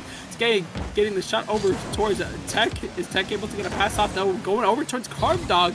The Fighting Hamster popping it around to try to get an aerial play going, but a little bit out of control as Salty Steve cutting off the attempt from Curly Fries. Fighting Hamster not getting that touch, and it's going straight over. Is Tech 7 able to save this? Yes, it was almost an amazing redirect, but it was just a little too slow. Indeed, Carved Dog is going to turn on midfield here, make a great cut play here. Fighting Hamster with 50, however many boosties. Skay gets it around Fighting Hamster. Tech 7 is going to play the passive ball again, hits it off the backboard, not backboard, side wall. I'm getting terms confused here. Curly Fries getting a nice little 50 with Salty Steve here. Carved Dog is up, going for the shot. What a pass! Tech 7 staying home though. Skay coming with another shot on here. Doesn't quite put it online though. Tech 7 might go for a little bump on Carved Dog here. Doesn't quite get it. Curly Fries trying to get a redirect. Instead opts to pass it down to Skay. Skay gonna go with the 50 against Fighting Hamster. Gets it around Fighting Hamster. Carved Dog is up. Doesn't quite get the shot on though. Curly Fries last back. Steve might go for what a I don't even know. A lot of stuff's happening right now. But Fighting Hamster still here, and Skay gets a nice clear. Yeah, Salty Steve want to get the offense going after these 10 seconds. Needing to get something going. Fighting Hamster getting the shot off. Maybe able to get a read over to Tech 7. Shot! With 1 second remaining, able to tie it up and keep them alive this game forward. What a comeback from lobotomy. Just catching the defense lacking. Skay with little boost, not quite able to get there for that little read. And unfortunately, this one might be it unless they keep it in there after kickoff. You can't count anything out. That's just going to be a roller and overtime in game number 4. What an amazing shot by Tech. And what a great pass. I think that was Fighting Hamster that did that. Yeah, Fighting Hamster. I think so, yeah. Passed over towards him and able to get it off. But Skay is trying to finish this off, but Tech7's cutting him off. Might be able to get a follow-up going as he cuts off Curly Fries and is going straight over. And Carb Dog able to cut it off, getting almost another touch with Salty Steve able to be there. Tech7 getting another shot off with ice in his veins, able to get both of these goals and keeping his team up for a 2-2 series tie-up here. Indeed, what a comeback. Tech7 obviously showing off those post-nap skills here. Putting up, I believe, 2 for his team there. The only 2. And obviously that was just enough to get him the win here. And Tech7 with a lot of red on his stat line here.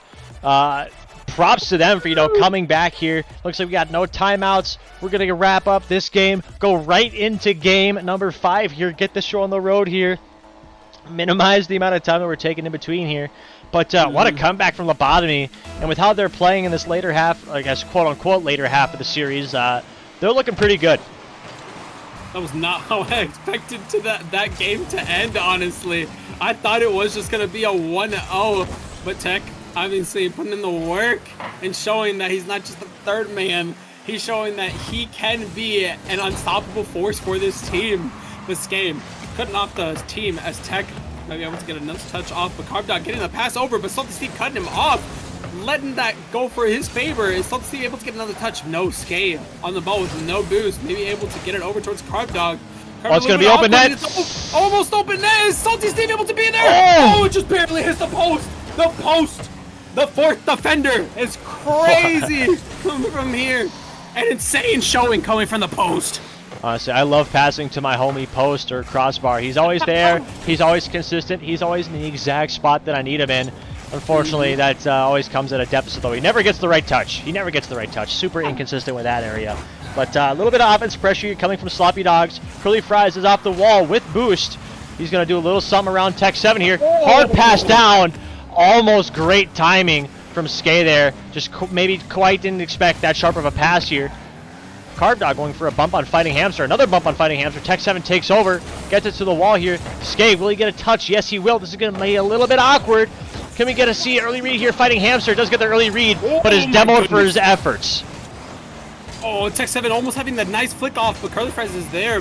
As Carb Dog getting the pass over towards this team, but Curly Fries not having enough boost to do much, but he might be able to pick up out. And just floating straight over towards the goal, but Salty Steve able to save it. Oh, almost unfortunate as in nobody is there. But Salty Steve with no boost, but still able to get the save off over towards Tech7 with no boost. Most of this team having no boost whatsoever. And Fighting Hamster on this ball still, but Carb Dog able to pop it around Tim.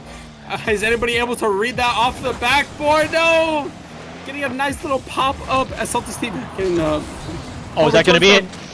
It might be in as it oh my goodness, hits the crossbar. And Fighting Hamster able to stop the offensive opportunity. Able to pause. Anyway, Salty Steve centering it pretty much right down to Sloppy Dog's offense here. And I will say, Lobotomy is doing very good under these pretty stressful, saves here. They're getting a lot of really good, really close saves, but, at least it's still 0-0, and we're halfway through the game, so we might see a 0-0 overtime here. And you know how it always goes. Every 0-0 overtime is going to end with a 5-second top overtime. So who knows what's going to happen. Here's a shot on Skay. What a save. Fighting Hamster is up, tries to get another shot on, and Carb Dog, tactical fake. Tech7 misflipping, demo, smoke screen coming out here, and Curly Fries takes over, relieving this pressure that Lobotomy has put on. What a defensive series from them. We see Sloppy Dogs turning it around here, looking for their first. Such a nice attempt coming from the Lobotomy side as it's floating over towards them. But Carb Dog not able to get the shot off. I think it's cut off. Fighting Hamster on this ball still as it goes over towards Skay. Skay on the backboard. Is anybody able to read this? Salty Steve cleared it out for his team. But it goes straight back into the hands of Sloppy Dogs and Curly Fries. Flicking it around another person. Salty Steve cutting him off. Is Fighting Hamster able to get a touch off? No, with no boost, he wasn't able to get anything. But Tech7 bailing him out, getting another touch. Is Salty Steve able to get the shot off? No, Curly Fries cutting him off. off of the wall. Tech 7 trying to get something going as he almost gets another touch. Salty Steve being the third man back, barely able to get it going as Carb Dog needs to get this touch or else it'll go straight into their net. It gets 50 over towards the lobotomy side. Back and forth on this game. A lot of boomer ball happening. Both of these teams feel a little bit panicky as they don't want to lose this game. Yes, indeed. Carb God going for a crazy bump play here. Fighting Hamster just barely getting around it. Fighting Hamster plays the super pre-jump. Holy. Skay off the sidewall. Goes for a center pass. Gets the center pass. Tech 7 looking a little awkward. Sink. Maybe go for a bump. Doesn't quite get it though. Curly Fries off the wall. Looking for 50 with Fighting Hamster. Skay is back. Gets a clear over to the sidewall. 30 seconds left. 35 seconds left, excuse me. Carb Dog getting it clear. Tech 7, the only one back. Can somebody get a crazy read off this one? Tech 7 gets the read. Curly Fries is up. Cut off by Skay. Curly Fries takes back over. Salty Steve gets the clear over to the sidewall. And Tech 7 goes for the clear pinch. Skay is on this shot. Fighting Hamster not getting the best touch. Just real Cuffins! Shoot it right up the defensive lobotomy, and they're able to lead this game 1-0 with an unfortunate defensive showing from lobotomy. Yes, what a great shot there coming up from Real Curly Fries. Able to put enough finesse on it, getting it top ends, catching Salty Steve. Not only low boost, but a little bit awkward in the front side of the net here. Not quite able to get up in time for the save here. Salty Steve trying to get his redemption offensive pressure here. Is this one just going to be in? Tech 7 dives in for the save. Tries to get the 50. Fighting Hamster cuts him off. Carb Dog trying to get a 50 mid. Curly Fry or Salty Steve is on, and that ball's going to drop, giving Sloppy Dogs the Game 5 win. No, that ball was not on the ground. It was on that little curve. I'm sorry, but it was going up. But whatever. Rocket League wants to bail them out. Obviously, they were going to score there. But anyways, Sloppy Dogs with the showing after losing those last two. And without the timeout, too. They didn't even have the timeout buff coming from them. But, I mean, a really good shot from Curly Fries. Oh, shoot. My bad. You good? You good? Really, I mean, a really good shot from Curly Fries, able to get it where nobody was there. And they're on to match point here. And let's see if they're able to finish it off. Yes, indeed. Off of almost a 0-0 overtime here. Sloppy Dog scoring with minimal time left. That's exactly how you want to do it. Don't let the other team have any time to score unless it's the kickoff goal here. Skate trying to get some early offensive pressure here. Carb Dog takes over by bumping Fighting Hamster. Salty Steve with a pinch, but Curly Fries reads it off the wall. And I don't know what Tech 7's doing. Oh, what's a pause? What's a pause? What's a pause? Oh, Tech DC'd. How dare he? Okay, okay. Tech dead. I was gonna say Tech looked like something there. Here, leave. Yeah, they would just leave. Yeah, so nice little intermission there, coming out from that little thing. But maybe he just needs to take another nap. I don't know. But we're gonna try to get these guys all good here. We good? Make sure these guys are doing okay. Computer gave him a hair. It looks like his cam isn't moving in the slightest. It might. He said he's back now. Cam. He said he's back now. I'm looking at his camera, and it's just. I was gonna say I looked. Nothing. Like his camera was there, but like nothing else happened. So it's just a mannequin in the room, man. Honestly, apparently, I don't know what's going on. Here we go. I mean, as long as he's back, I mean, we don't really have to show the reaction too much.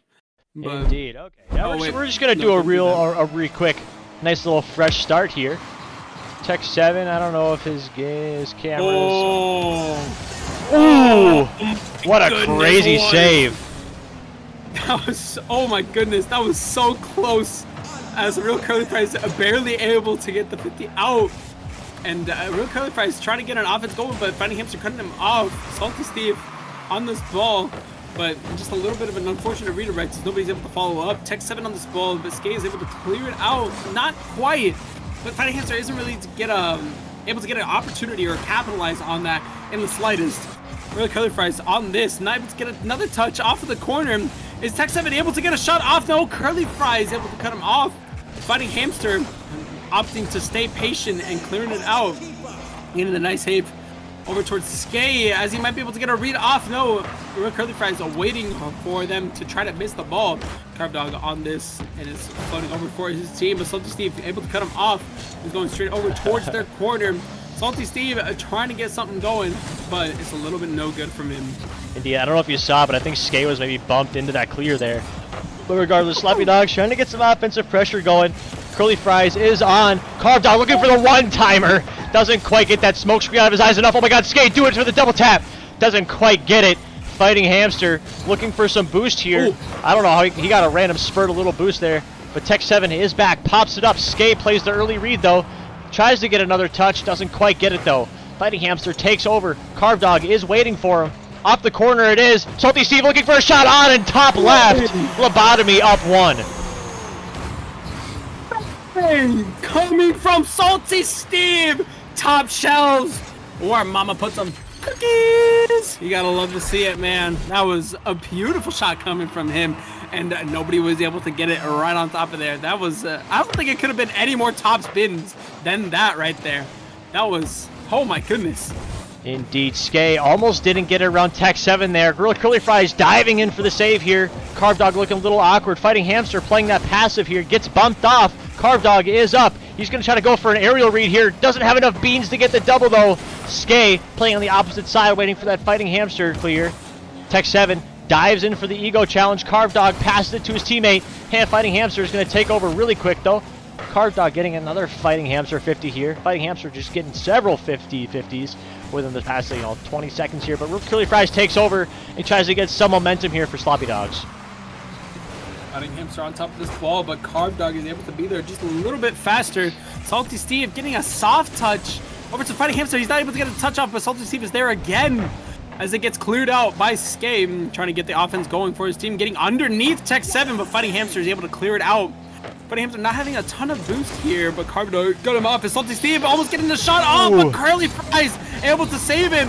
And Tech 7 not able to get the 50 that he wants as it's floating over towards Salty Steve, able to get the read off, and Skay not getting the shot, but Carb Dog putting the top ends a little bit too far. Oh my goodness, a little bit too far, and not top binnies enough.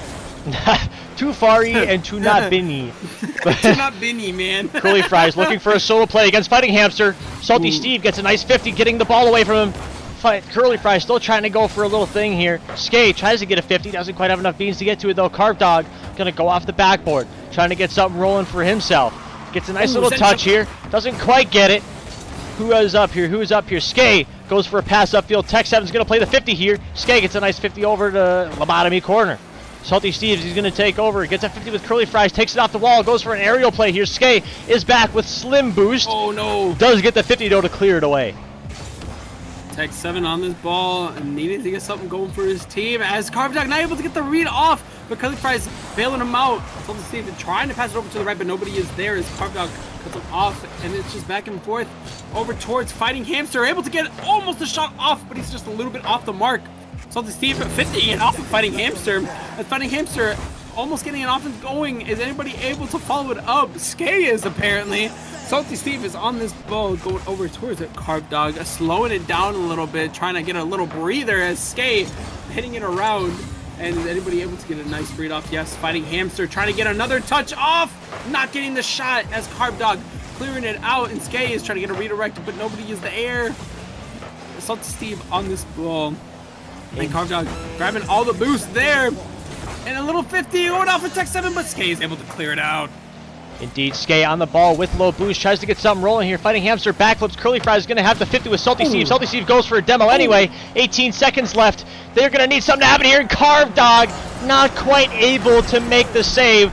They're going to need a miracle. Old shot coming from him. Bang! Straight behind Carb Dog. Oh my goodness, what a shot from Fighting Hamster. And again, he is the force here for the Lobotomy team. Not quite being the only person scoring, but still being that dominant factor. Is Fighting Hamster almost getting another shot off, but it gets cut off. 10 seconds remaining. I think that was the dagger here, as nobody is able to get another opportunity. It's floating around towards their backside as it lays down to the ground. Lobotomy able to tie up the series again for both of them to have their match point here in Game 7. Indeed, we have another Game 7 for the night. Curly Fries, 3 saves. Fighting Hamster, 3 saves. We're going to get this thing rolling right away. I don't even know how to change the whatever. Oh, match settings. Here we go. Oh, too late. Yeah, whoopsie. We're in Champions Field. Oh, we are. Yeah, for sure. Oh, perfect. Yeah, Heck yeah. Another Champions Field Game 7 here. 2 series back-to-back. Hopefully this one is another close game here. But Lobotomy Sloppy Dogs Game 7, first round of playoffs. This one is going to be good. I don't know how I didn't notice that Champions Field. Oh my goodness! Oh, I should stop talking at Salty Steve reading it off the backboard and be there just a bit faster. Oh my goodness, what a read from him. Honestly, just a nice little backboard read coming out from him. That ball really could have gone anywhere. It could have been down off the crossbows for like all that we know. But the little what's it called? Crossbar reads are theirs today. But anyway, getting the 1-0 lead, Sloppy Dogs looking for some offensive pressure. I will say in the past series, they look like they're going for some really good bump and demo plays. They just aren't quite able to finish the bumps or demos. So the idea is there for Sloppy Dogs, just not quite able to capitalize on those plays. But I feel like if they do, they could run away with this game. Tech 7 almost having the nice shot as he almost popped it around, but he got 50'd up by the other team. I'm not sure who 50'd him. The Fighting Hipster are able to get the shot off. Is anybody able to save it? Yes, Carve Dog. Barely there with no boost remaining in his tank. Salty Steve on this ball trying to pop it around as he's trying to make sure that nobody's able to get a shot off. Fighting Hamster almost getting bumped, but he's able to clear it out for his team. Fighting Hamster following it up, but Curly Fries is there as Tech 7 clearing it out for his team, trying to get a pass over to Salty Steve. Salty Steve almost getting the redirect, but a little bit off. Tech 7 passing it towards mid as it gets 50'd over towards their own side, but Salty Steve on there, getting a little bit bumped as he gets the shot off. Oh my God! With the save! What a save by him. I want to say 95% of that ball was in the goal, but he kept composure, was able to make the save and prevent a further lead from them. As Curly Fries clears over to the other side here, double commit coming up from Carve Dog and Skate. Fighting Hamster with low boost, tries to get a clear here. Carve Dog didn't quite stay home for that pass though. Curly Fries on the corner. Salty Steve looking a little bit awkward. That's a center here. Fighting Hamster. Salty Steve with the save. We got a double save coming out from them. Skate with another shot attempt here. Curly Fries gonna try to cut off Fighting Hamster. Just kidding. Carve Dog's gonna take the cut at this one. Maybe trying to get a little center pass here for his teammate Curly Fries. Curly Fries is up. Doesn't beat out Salty Steve on the shot though. In the words of iCosmic, if I were Sloppy Dogs, I would be shivering in my Timbs right now as they're down 1-0 in this Game 7. But honestly, anything can happen as Tech 7 trying to get a play going, but he doesn't have enough to follow up. He gets demoed by Scave as Carve Dog getting the 50 off. But is anybody there? Salty Steve able to get a shot off, but Curly Fries able to cut him off. Tech 7 on this, trying to get a touch off, but he doesn't at all.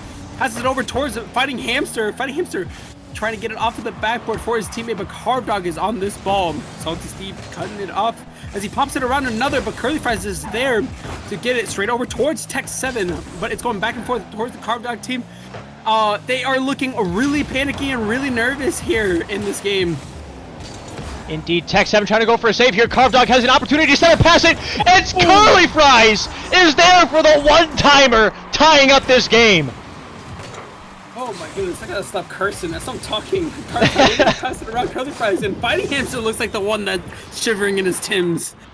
But a very good showing from Sloppy Dogs as they tied it up here with 2 minutes remaining, and a little bit of grace coming from them as Skade on top of the ball off the backboard, but Tech 7 cutting him off. Fighting Hamster clearing it out. Anybody reading this? Carve Dog, yes, getting the double. Over another, the shot off past the defense, and now they're up 2-1 in this very close Game 7.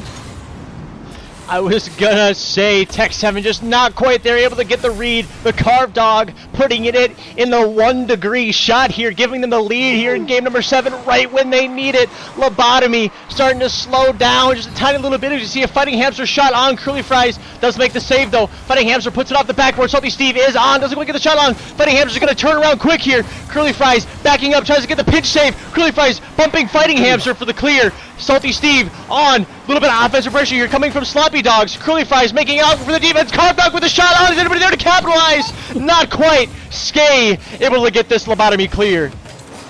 Oh my goodness, everybody's panicking here, and nobody's able to get a good hit on either team, and everybody's just flailing around like a bunch of fish in a barrel. It's looking a little bit wild as Curly Fries with Nobu still able to get the shot off. Salty Steve not able to get the touch that he wants as Carb Dog getting What the a shot! over towards the side of the net where Fighting Hamster can't reach, and now they're up 3-1 in this game 7. Indeed, Carved Dog with a laser of a shot, catching Fighting Hamster on the front post here. Should have stayed back post there, Fighting Hamster.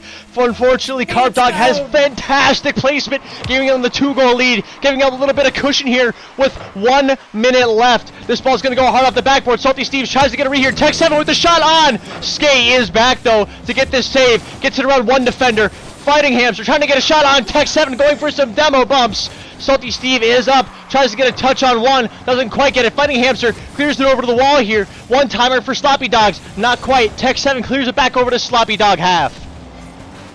Curly Fries trying to waste some time for this team, just keeping it in that corner, but Salty Steve is able to cut him off. Carb Dog getting the offense going as he 50s it off of Fighting Hamster. Is Salty Steve able to clear it out? Not quite, but he's still on it. Skay popping it around with no boost. Is Curly Fries able to read this? No! A little bit off. Tech 7 needing to pop it around this team, and they need to get a shot off. With 20 seconds remaining, are they able to get a goal here? Curly Fries is still on this? No! Just so super unfortunate for them.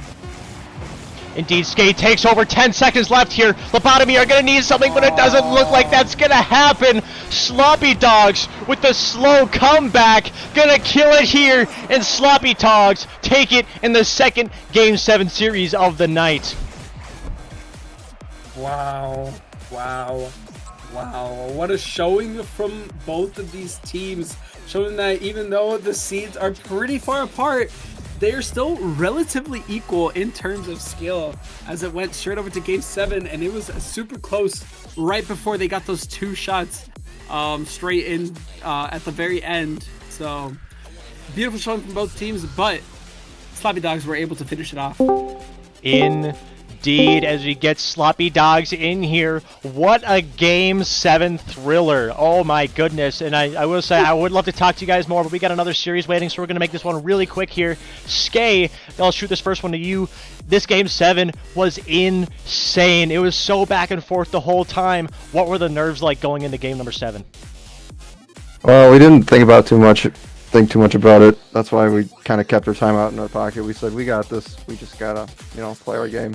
And hey, I'm not much to talk. I was the bench over Carved Dog MVP.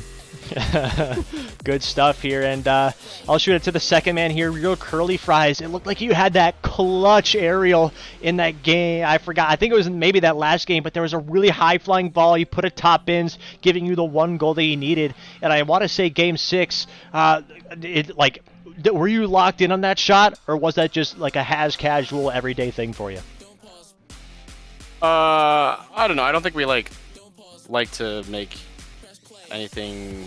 I don't think we like to add pressure to anything if we don't have to. So I'd say we were kind of just getting back into the flow of things, and we made a couple of mistakes on the rotations and stuff for a few games, but we kind of just got back in the groove, and then I don't know. Everything kind of works itself out at that point. Fair enough. Fair enough. Bean, you got any questions for these guys? I'll kind of just do like a group one. So obviously, dog nappers and untouchables are going to be happening. I don't know if it's played yet. I don't know if you know who's playing yet, but I do gotta ask, what is your thoughts going into that game? And are you mentally prepared, or are you kind of just going with the flow? I think what we do is we play best when we don't overthink things. So I think we just take it step by step, and then we just go how we feel, play by ear. Fair enough, fair enough. But, I mean, great game, Sloppy Dogs. What another Game 7, really giving us a lot of content for tonight. Props to you and I believe I forgot who exactly you face next round. It looks like it'll either be Dog Nappers or Untouchables. So you guys are gonna, have quite a bit of a game there when it comes to, I guess, the Untouchables or Dog Nappers. Who knows? Maybe they'll put up a little treat for you. But again, great series, and hopefully we see you guys on the winners interview again here. Thank you. Yeah, Sweet, thanks, thank guys. No problemo. Boys. Okay, we are going to go to a very, very quick intermission. We're going to try to get this last game on the road. These guys are going to want to start here very, very quick. Bean, I would let you say some words and stuff. I didn't get a fun question for those guys because, again, I want to get everything rolling. So that was a great series. We will see you guys soon. And Bean, any quick last remarks before I send you off here?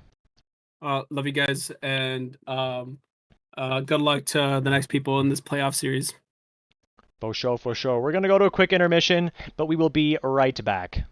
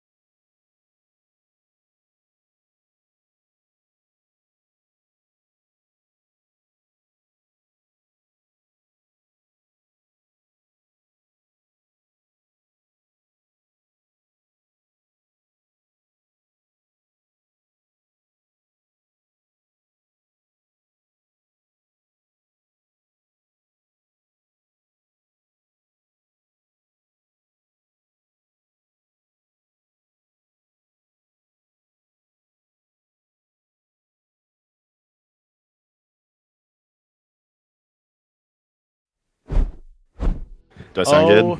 Okay, yeah, I can always adjust you, but we are back here. We got a first-time caster here, Carved Dog. I would give you a grand intro, but we're gonna get this next series on the road here. But I guess while we're talking, how are you feeling, man? I'm feeling great. We just came off that win. Little sweaty. It's hot in this room, so but I'm ready to cast. Fair enough. But we're going to get right into the stats here. We're first going to take a very, very brief look at the DivC standings. As you can see, we got Spaced Out and Triple Threat for this series. Wherever they are. Spaced Out, Triple Threat, best of 7 match. Very far. So we got pretty much a play-in match. The winner will face Silver Leveling. So that will be a fun little series. So everybody's going to be, really grinding, really trying to stay in this winner's side of the bracket here. But we're going to take a quick look at division standings. I don't know if we'll have really time to go into individual standings. But again, we have Triple Threat and Spaced Out 2.0, Spaced Out 2.0, 2-7. And Triple Threat is looking like 5-4. I'll let you kind of ramble on along these guys. I got to get the game and stuff set up. All right, well, looks like Triple Threat higher seed. They are the 6th seed, so they were placed here by a different team instead of whatever. But Spaced Out looking 2-7. There's pretty similar in goals per game. They're very similar in shots per game, and Spaced Out has a higher shooting percentage, more consistent on ball, and they're also passing a lot more, it seems, 1.5 to 1.0. And comparably, a lot of the other stats, they're a pretty similar team in stats, only a few points off, but yeah. Indeed, indeed. And I will say, again, I would go over this a little bit more, but we got to get this show on the road. So I'm going to ask you, what is your prediction for this series? I'm going to go with triple threat, game 7. Triple threat game. So we're predicting another game 7 for tonight, huh? I also invited you, by the way. So remember to join the party here. Oh, sorry. You're good, you're I good. didn't know I got kicked. Yeah, my Rocket League service went down. Invite me again real quick. I gotcha, I gotcha. But yeah, no, I think, you know what, honestly, I'm with you. I'm with you. I think this will be another really good series. I'll also predict a Game 7. Which team did you think was going to go? I think Triple Threat's going to win this one. You think Triple Threat's going to win this one? Yeah, I do. Fair, fair. You know, we'll go spaced out. We'll go spaced out. Spaced out. Oh. Sure. Here. We've seen some pretty good Game 7s, almost the underseed deficit, but I think it'll happen right now. As we get this, I need to make sure I have all the spelling right. I probably didn't get the spelling right, but we're gonna get this show on the road here. Make sure we start in a respectable time here. I'm gonna put predictions up for like the first seconds of the little thingy here. Seems like both teams are ready. Cool. I'll get them all fired up here. Mm-hmm. Spaced out 2.0. And we have triple threat, I think. Once when I get the prediction here, triple threat. It's probably spelled it wrong. 20 minutes. Predictions are up. I'm going to keep them up for about a minute. But other than that, we're going to get this show on the road really quick here. I think cameras and stuff might be okay right away. So who knows? Who knows?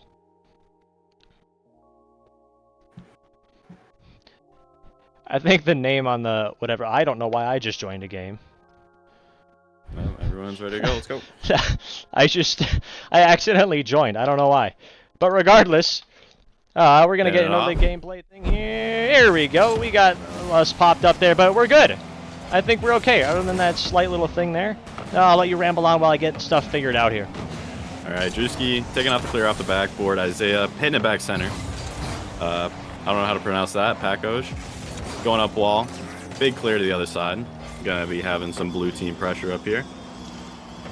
Playing it slow. JD takes the ball up corner. Bones is gonna take it off him. Takes a 50, blocks him. Still mid. We're gonna have a little bit of a miscommunication. Double mid on that.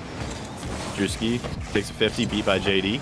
Oh, we're going in the air, Pakoj. Oh, might be a free goal here. Oh, we're off post, close. Yeah, great little pressure there coming out from spaced out early on. I think I have cams and stuff already. I know chat could probably, let me know about that. But Pat Down is going to take this one off the board here. Bones is going to have an open net. Oh. Indeed, triple threat. Gets a moderately early lead against spaced out. Yeah, we're seeing a little bit of panic right away on this spaced out team right on defense there. Indeed, and I don't know if you. I don't know if you saw that, but I think whoever that was had the what's it called, the new Mortal Kombat goal explosion. So that's a little fun thing to see there. But regardless, $20. Yeah, $20 for that jit. I think it is. Yepus. Yeah, off the corner. That is kind of crazy. In this economy, $20 is crazy. That's like $1 million back then, but. Yeah. I mean, my teammate runs the King Kong one. We know that one's $20 because he mentions it every time he scores. Nice. What he just slips in a subtle. Well, we kind of slip in the subtle $20 goal explosion, by the way. But. I gotcha. I thought he was just trying to flex on you guys, but spaced out, looking for a little bit of a ground play there coming out from spaced out. I didn't see exactly who that was, but Drewski looking for a double tap here. Paco trying to get something center here. Pat Down with an open net attempt here. Doesn't quite hit it, though. Drewski looping back around, trying to get another one here, and JD is off the backboard for the save. What a save. We're going to see Bones. Oh, not quite the shot he wants. Isaiah going up. Paco. Oh, what a shot. Slot right into there. Beats him on the pressure.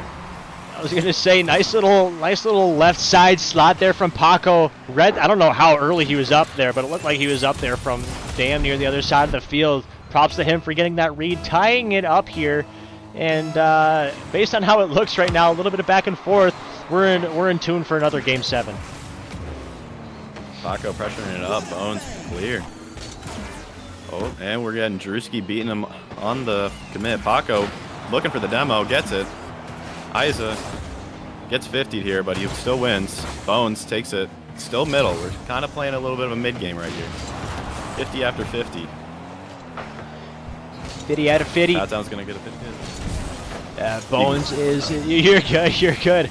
Pat down trying to get a 50-50 with Bones. Bones is going to read it off the corner. Paco going for another shot here, the 0 angle, and Isa getting a crazy save on the goal line. JD caught a little awkward on the corner there.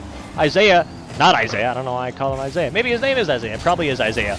But Pat down getting a nice little 50 over the corner. Bones is going to stay home, collects the boost before the opponent here, and Bones gets a nice little backflip 50 on Drewski.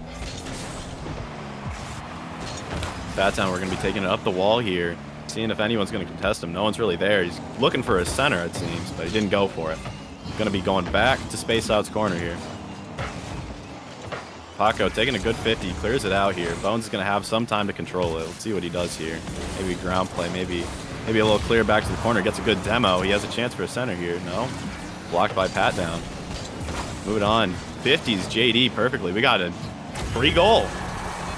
Amazing 50 by Pat down there, just right in the goal. Indeed. Nice little 2-1 lead coming up from Spaced Out. Great 50 from Pat down. Unfortunately, the defense wasn't quite there in rotation. Little overcommitment from Triple Threat, giving Spaced Out 2.0 the lead. And I will say, Spaced Out 2.0 is the exact same team, just one division up. And I will say that they were expected to have a little bit more team chem, a little bit more of a better, I guess, record at the beginning of this season, but they have really underperformed their expectations. So maybe this first playoff game is going to be their little comeback story, if you will, and hopefully that they can put up the score like that they wanted to all season. Definitely something with the expectations. If everyone's expecting you to have that good chemistry, you're playing way higher than, you know, you have to play way higher than you're expecting to yourself. You know, everyone's going out here, but proceeding on, we're getting some big demos out here from JD, clearing up some space, getting a shot off, blocked. JD's going to take a 50 against Pat down, it seems. No, Pat down doesn't jump. We got some space out here, going for corners. Paco takes it out, Bones towards middle. Drewski passes it out. Ooh, pass back by Isa, sorry. Pat down, slows down the play. JD takes a 50. Goes Pat down's way, passes the middle. We got a good shot opportunity here. Backboard, someone's going to be there? No. Bones taking it mid. Paco pushing forward. Pat down. Oh, not there. Messes up on the redirects. Or flips. Yeah. Free shot down by Isa. Indeed, and I will say, I wish that shot was a little bit slower because the defensive man was there, but we almost have a palindrome, dude. We almost have a palindrome. Not props to you, Isa, for putting that one in quick here. But 10 seconds left. We might have an OT in game one off a nice little comeback from Triple Threat here. Shot attempt here coming up from Paco. We got an attempt here. Double demo. No one's going to be there, though. We're going into overtime, though. Oh, my God. Look at that. Look at that. It's the palindrome. Look at it go. Look at it go. What are you talking about? Oh, it's on the scoreboard. It's the same forward and backward. Oh, yeah. 2-0-2. Yeah. Yeah. You see, I was like confused. Like I'm normally expecting words there, but I don't see any words that do that. Nope. No, that's a little DCRL expansion thing. And you see JD trying to get a shot on Paco. Is back though, able to get the save. Drewski misses the ball, but he's gonna go for a bump here on Bones. Pat down, putting some pressure on, but he's beat. Getting the center out here. It's gonna be cleared by Paco. It might just be going in here. Oh, what a save by Isa though. Pushing it out. Drewski back center. Bones with the backboard defense is not enough. Paco's getting another shot off, and it's almost in. Almost again. Gonna have some big comebacks from Triple Threat here. We got a pretty open set. Blocked down by Pat down, though. I was saying, nice little pinch off the crossbar there to Pat down, just clearing it across the entire backboard there. I think all 6 of everybody was in that corner there waiting for a potential center ball there. But Paco is on, trying to get a little 50 against Bones here. Doesn't quite get it. I didn't even see who was on that one. Isa trying to get it out here. JD is on. Gets a nice little corner read. Gets the 50 against Paco. Pat Down is going to stay mid here. Gets a nice little demo. I don't know who was there, but open at attempt here. Is anybody there to capitalize? What a shot. And boom! Nails it in. Say Drewski. Really built, Go for it. really built out the play with that pass by Paco. Had all of them jumping for it. Triple commit almost. So I was just saying, it didn't look Win by like he had any 6 boost out. there either. He was just, he was all beamed out. we got spaced Oi too. Missed the T. Yeah, I saw that. I think saw we're that. fine. Yeah, it's whatever. It's Close whatever. enough. But shout out to, I was gonna say, spaced out. Shout out to them. Paco carrying this team 7 shots. My goodness. But everybody there got one little shot off for the Everyone stat ate. pad. So everybody eats here. Everybody eats here. Yeah. No, I For mean, game 2, Triple Threat's gonna need to like calm down on some of those commits. They're definitely going a little far on it. Also, I should probably ready up. That is my bad. You're good. You're good. But, yeah. Put some pressure on, but not too much. Why do I keep joining a team, dude? What the heck? I don't want to join a I think team. we got an unfair kickoff here. Do we? I don't think they know how to fix that. Are we gonna play with that or? Not here. Yeah, we'll rock with it. If I join up again, I guess we're rocking with it. I was gonna say. Just join other team first. Gonna clear out by Paco. It's gonna be saved by JD here. Good touch to Bones, but Pat Down's gonna beat him to it. We're gonna have a slow. He's got time here. Got a ground play going. Chance 50. Water falling down. Ooh, stop by Drewski though. It needs nice little play by him. Drewski is gonna play on here, and I think after this game, I might just have to leave really quick. I think. Maybe. I might just leave and then rejoin during the little intermission or something just to prevent that from happening again. But anyway, Drewski on the ball trying to get some offensive pressure again for spaced out. Paco, I don't know, Paco de Gallo. I don't know, whatever Mexican dish that is. But Bones trying to get a little prevention here, but Drewski meets him up in the air, preventing that offensive pressure. Pat Down's gonna have a lot of control here. He's gonna be stopped by Isa though. Seems like we're gonna be looking for any pass here. We're gonna get a pretty good pass, but Drewski's not there, a little behind. Bones gonna be pushing up. We got a good shot attempt. No one's there though. Oh, Paco pass 1. Just got 1 to beat here. It's gonna be stopped by Bones though. Bringing it back. Drewski still. The spaced out team does really well at applying that pressure early on, keeping them in their half for a longer time. Right. I mean, and no matter how good you are defense, again, I didn't really get a good chance to look at it, but if Triple Threat had good defensive, possessions or like good defensive stats, if spaced out can keep offensive pressure, at some point, some little mistake's going to happen. Somebody's going to be the slightest bit out of rotation, and spaced out will capitalize with a goal. So again, no matter how strong your defense is, it will fall, as you proved last series. Because I think Tech 7 and his guys are all known for their defensive positioning, and you see a crazy shot coming out from Bones. But yeah, like I said, block by Packdown on both. Yeah, with our thing against Lobotomy, they definitely played a very defensive game. So you just have to focus on not making those mistakes. It helps you out way better than keep pressuring them, because that's what they're planning for. They plan for that pressure. So you want to be able to focus. Just focus on what you're doing instead of what they're doing. Oh yeah, and Isa almost there for the one-timer. Bones take a quick turn here. Ooh, nobody able to put it in though. Pat Down with the solo play here. He's gonna get blocked by JD though. Drewski taking it up wall. Isa's gonna beat him though. He's gonna hit it back. Bone's gonna be recovering. Never mind. JD's gonna be taking that forward. Clear. Pat Down. Good forward. Only Bones back. He's gonna be hitting to the right. Paco's gonna be up. Maybe looking for a mid man. Could have been there. Indeed, Drewski looking for that one-timer. Unfortunately, wasn't quite there fast enough. Had a little. I think he caught him a little bit dead in the water. Wasn't quite expecting the power. We see a team bump coming out here. Paco with no boost, not quite able to get the ball on the top of his car here. Drewski's going to play this Bones clear. Bones didn't even go for the ball here. Paco looking like he's going to go for a team demo or something. Not a team demo, but a demo play here. What a shot from Drewski. Pat Down, trying to get a 50. Paco getting it off the backboard, doesn't quite read it here. Drewski gets a bump over 1. Paco is up to read it. Drewski, oh my goodness, Triple Threat getting so lucky with these shots. Shot after shot after shot, just not quite there. Shooting a little high off it. But good thing that Triple Threat is maintaining their defensive properly. You know, first game they had a little bit of a struggle with it, but now they're kind of regaining that footing. Yeah, indeed. JD gonna be taken up. Yeah, Triple Threat looking for a little bit of pressure here. Sorry about that. Sorry about that. I thought you were maybe done. Doing whatever, yeah, you're done. But Paco trying to get a 50 with low and eyes, but Drewski is there for the straight down shot. Going for a double tap here. Doesn't quite read it though. Pat down, trying to slot it bottom right. JD stays home though, able to get the save here. Paco gets a 50 with Bones. Paco's up. Isa gets a great clear over, but Drewski is there to get the save here. Drewski pops it over one, tries to get the wall read, maybe fakes out Bones a little bit, but Bones still fortunately gets the touch. Gonna be missing the ball, but we're still gonna be maintaining that corner possessions. Paco's gonna be beating Isa. Let's see if he can beat JD. Good 50. Pat down following him up, maybe looking for a mid. No, blocked by someone I didn't see. Drewski passing it up, looking for a bump on the way back that can help clear up the field. It's open. No one's there. Close one. Drewski pushing up. We're still at a 0-0 game, and we're almost going to be heading to overtime. Let's see if we can put some extra pressure on. Last second chances. We got an open shot here. Can Drewski stop it? Oh, he can.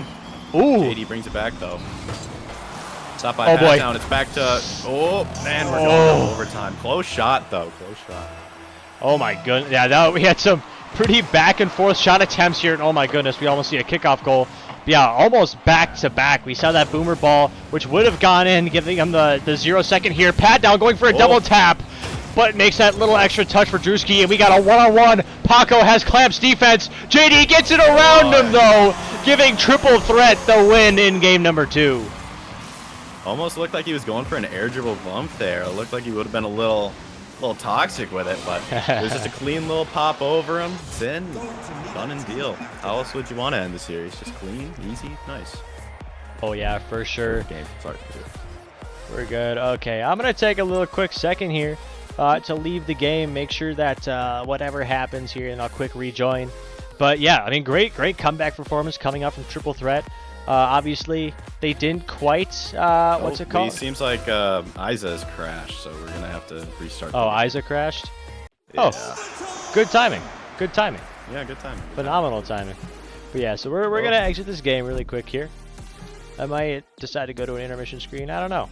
And actually, with this, I can also fix up the whatever thingy. But yeah, no, I mean, great presence coming out from Triple Threat. Way to come back there. Obviously, not a huge deficit. I think they only lost by 1 or 2. So not a huge mental game to put up with.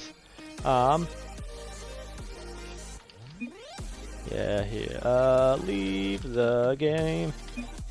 Yeah, I'm not sure exactly what's going on here, but we're gonna wait for him to load back into this game here. We're gonna see our beautiful little faces again here really quick. So hopefully you still got your shirt on, and you do. So that's always good. But oh, so they're both glitched out here. So we'll just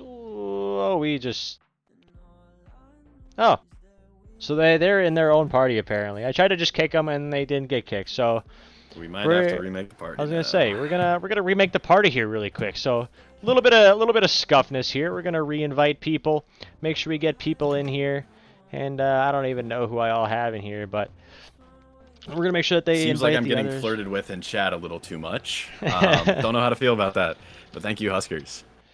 Yeah, shout out to him, dude. Shout out to him. I used to golf, for your information. Not anymore, but did. Only for a short period too. I couldn't spend all that time.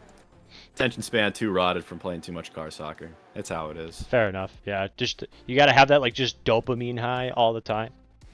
Yeah, I constantly have to have my neurons stimulated. If I'm not, I can't focus. Honestly, I have Rocket League up on my main screen when I'm playing, and then I also have Family Guy clips playing on my phone right below it. So True.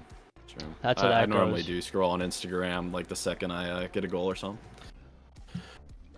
Helps cleanse the mind. Valid. But it looks like we have everybody in again. I think. Make sure these guys are all good. We good? We all good? I think we good. Yes, we seem to have everyone. Just want to get verification for both teams. Cool. Both captains are ready. Heck yeah, we're gonna start this other one. But yeah, good timing for the crash though, honestly, because now help out, save some time. I'm gonna say, because now I can spectate like a proper man, and we can, get back into this game without me having to create an unfair kickoff by any means. So, anywho, we're gonna cruise into this game number 3. Game 3. That's super delayed, but we're rocking. We're rocking. We're getting there. That's what's important. It doesn't matter how long it takes, as long as you get to your destination.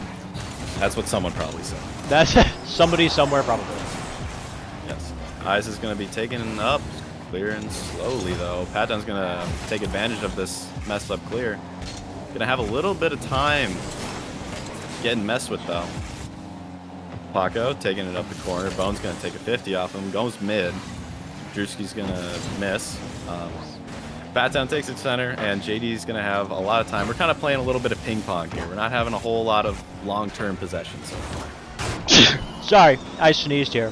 Maybe, I don't know if I had any, ASMR listeners or something, but I probably just woke them up here. But Patdown with a crazy shot off the crossbar. Ooh. Thank God for that crossbar ding. We love we love how Rocket League is demoralizing us. Bring back trading, please. Anywho, great demo coming out from Drewski. Patdown is looking like the only one back. Ooh, we got almost a crazy touch. Shot, so close. I was gonna say that was almost a crazy redirect coming out from Spaced Out, or not Spaced Out, Triple Threat. Yes, triple. JD. I feel like he's been taking a lot of these slower balls recently. He's been kind of controlling it well for his team. So let's see if he can facilitate that to a pass. Isa puts it up a little higher. See if a teammate's gonna go.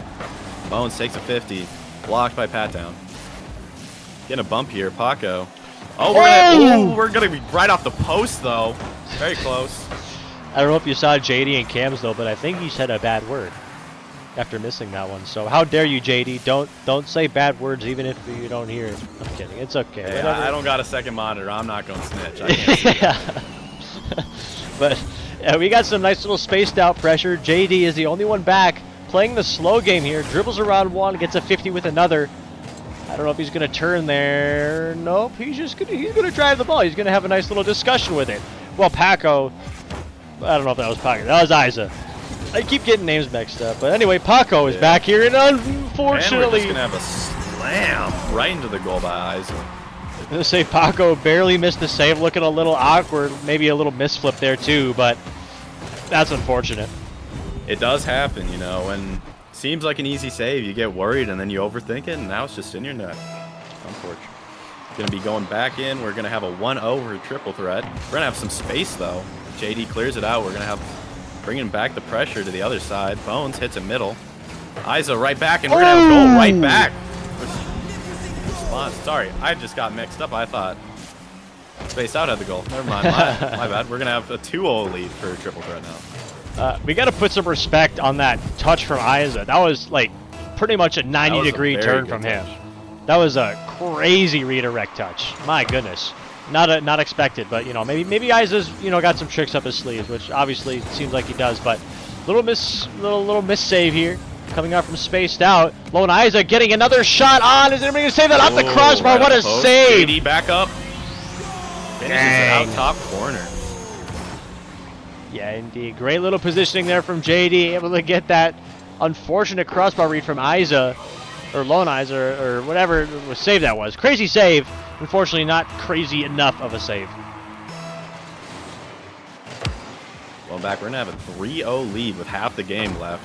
Still time to come back. Never out. Going to have a lot of time. Like right now? Patdown, going right for a shot. Almost brings him back.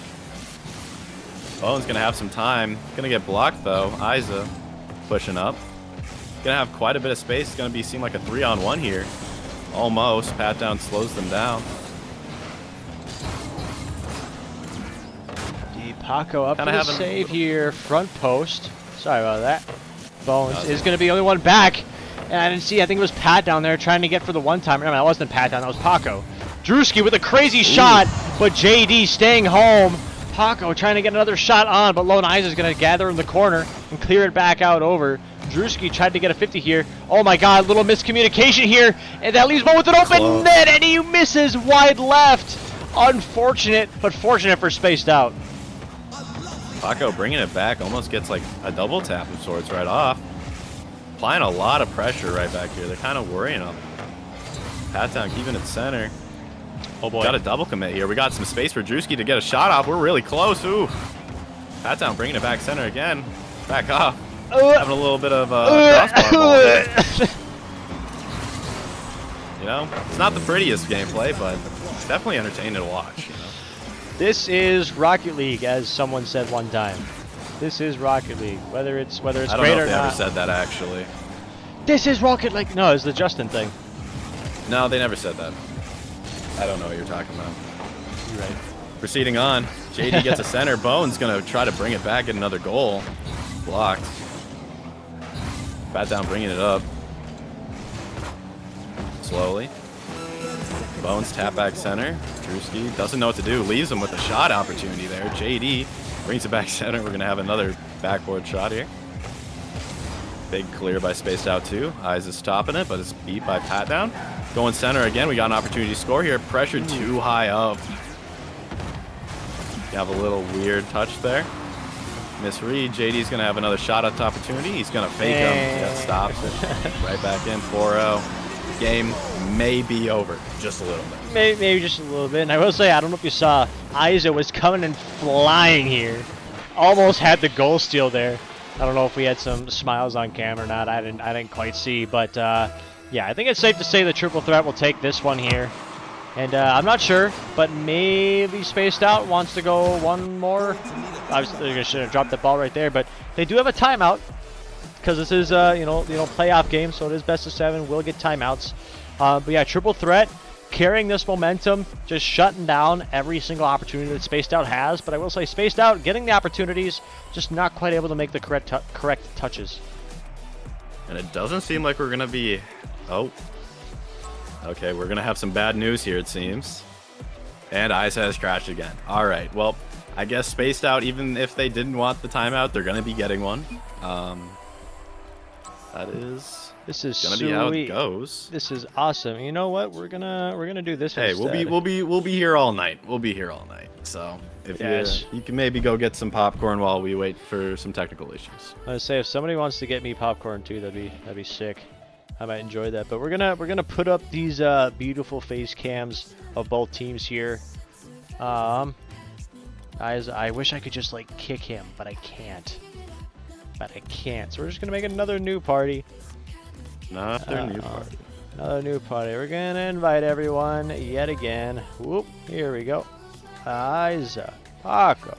We're gonna get people invited. Now, hopefully, everybody can join up relatively quickly.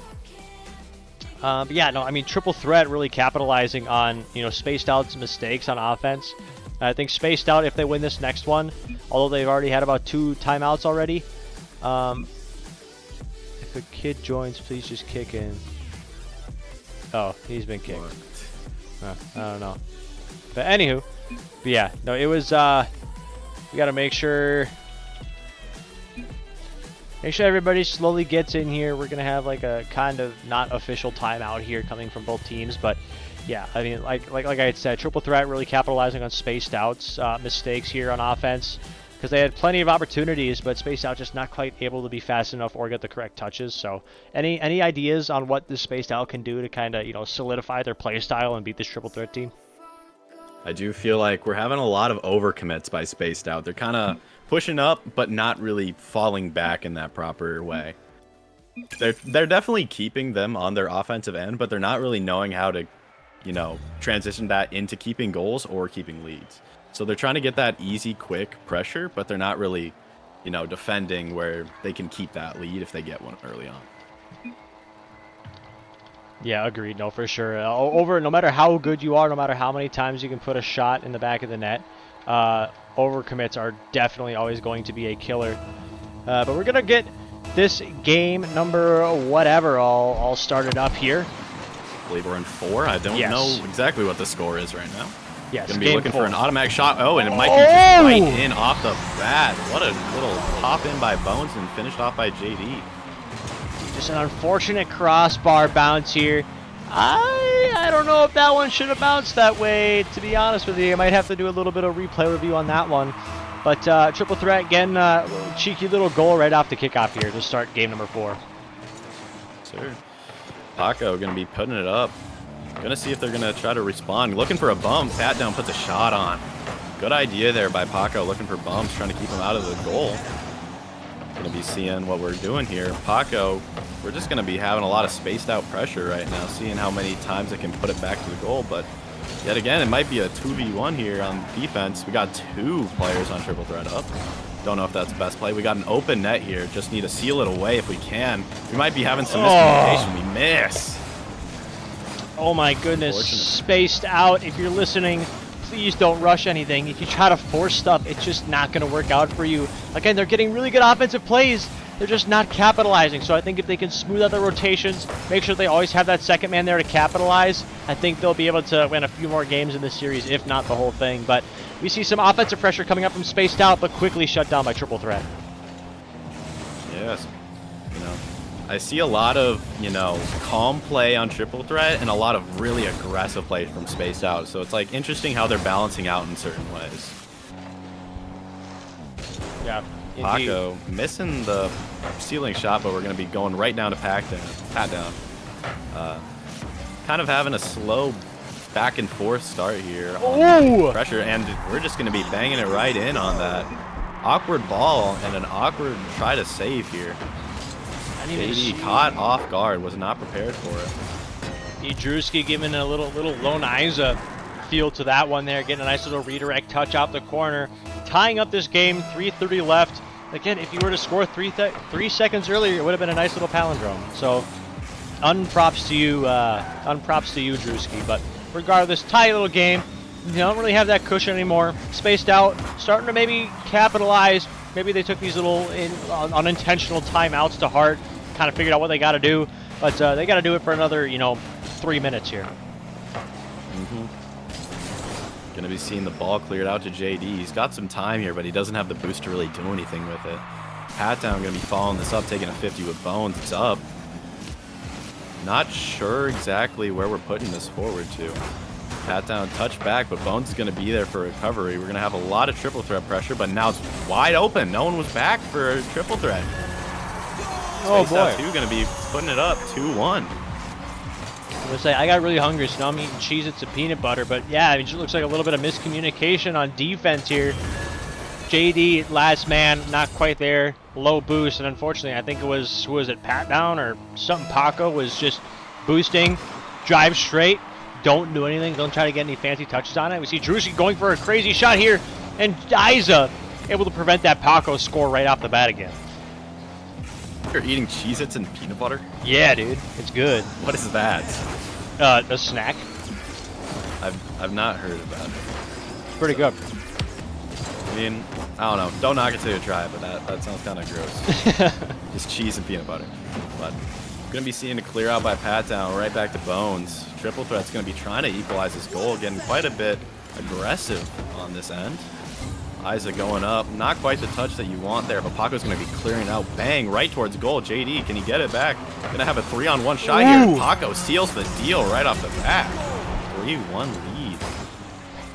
Okay, so we got to find the culprit of who has the stream open on spaced out, because they're starting to capitalize on these offensive pressures.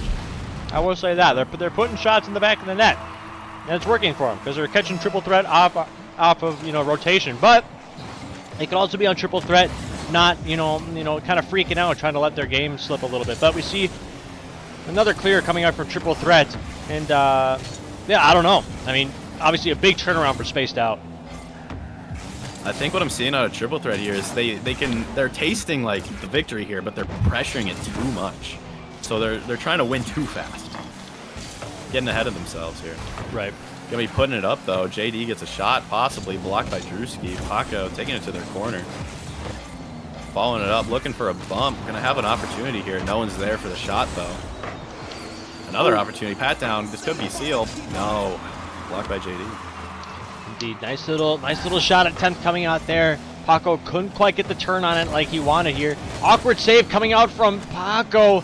Unfortunately, somebody else was able there to, save it from spaced out here. Drewski misreads on Lone Isa. But Paco is there, stays home, gets a nice little clear here. Gonna try to pop it around the last defender there. Isa's gonna have to make a save here, and he does, preventing this further lead here. We got a minute left. Triple threat's gonna have to make something happen now.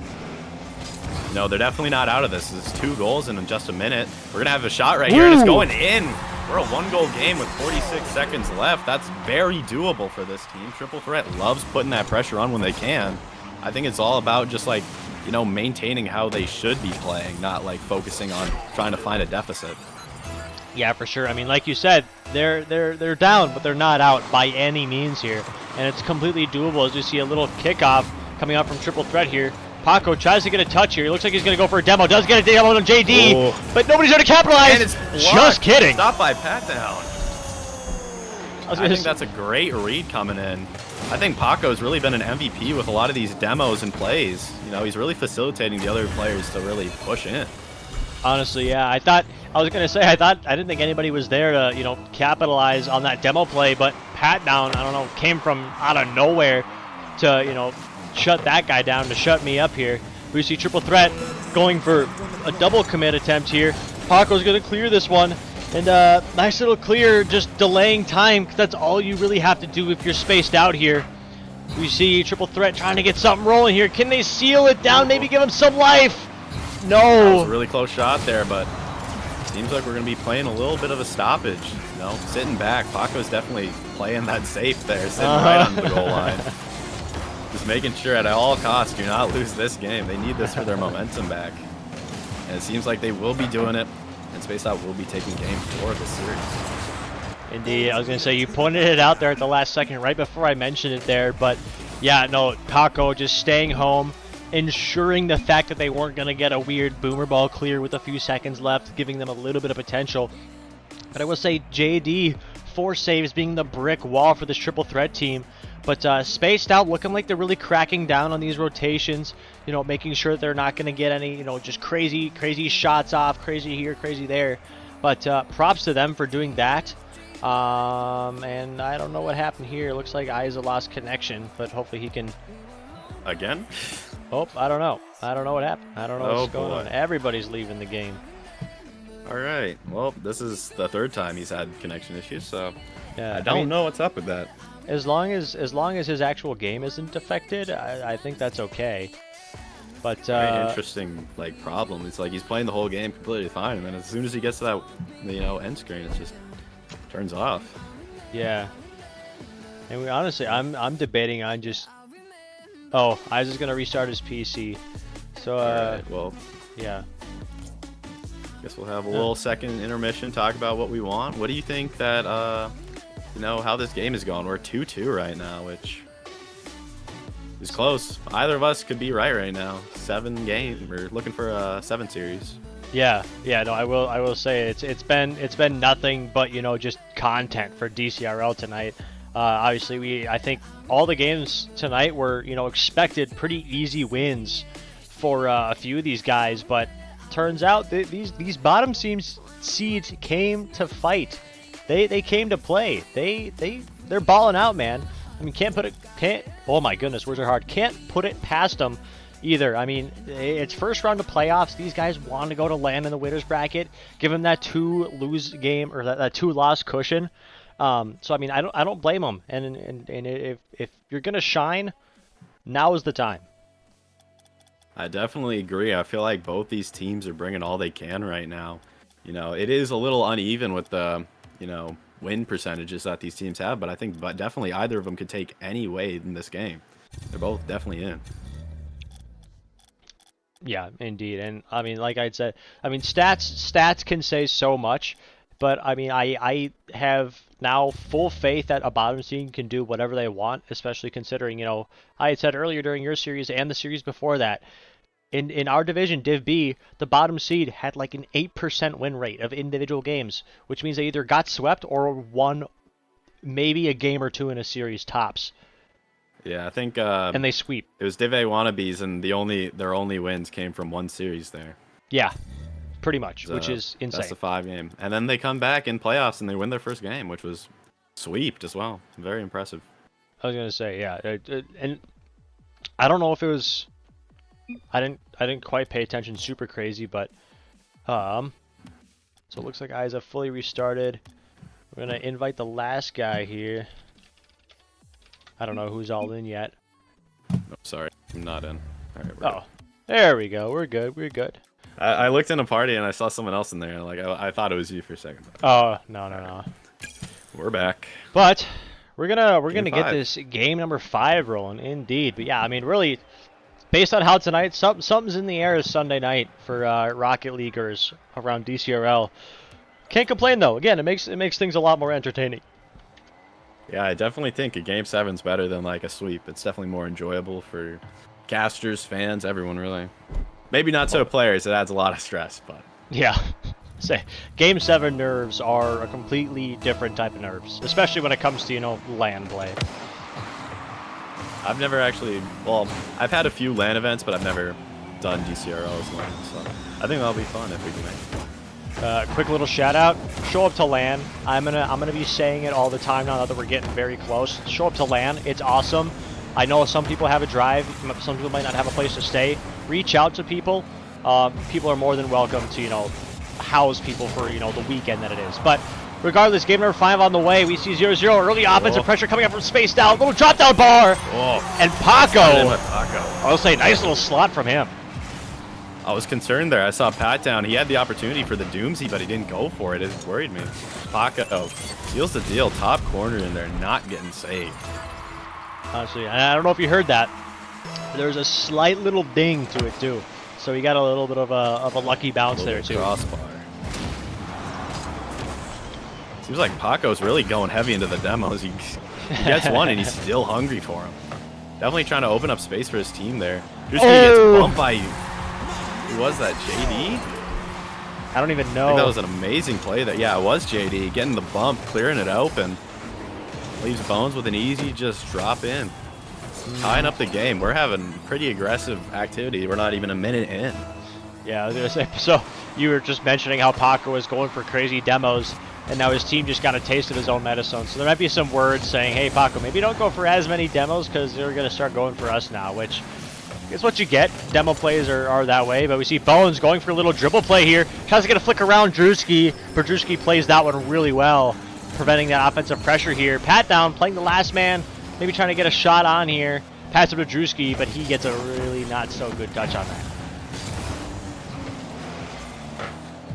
Yeah, so we're going to be seeing Pat down going for a corner here. We're kind of having a little switch sides here. Drewski going for a shot, not quite on. JD going to get the save off. Pat down getting blocked by JD. We're going to go mid. Has a really good attempt by Isa there. Stopped. Blocked by Drewski, heading in. JD's kind of trying to play that defensive role for the team right now. Definitely getting a lot of saves. Paco hitting it up. We're going to have a chance for a little drop in. No one's there, though, unfortunately. JD gets another good 50. I think he's going for a lot of those recently. Slow ground ball 50s.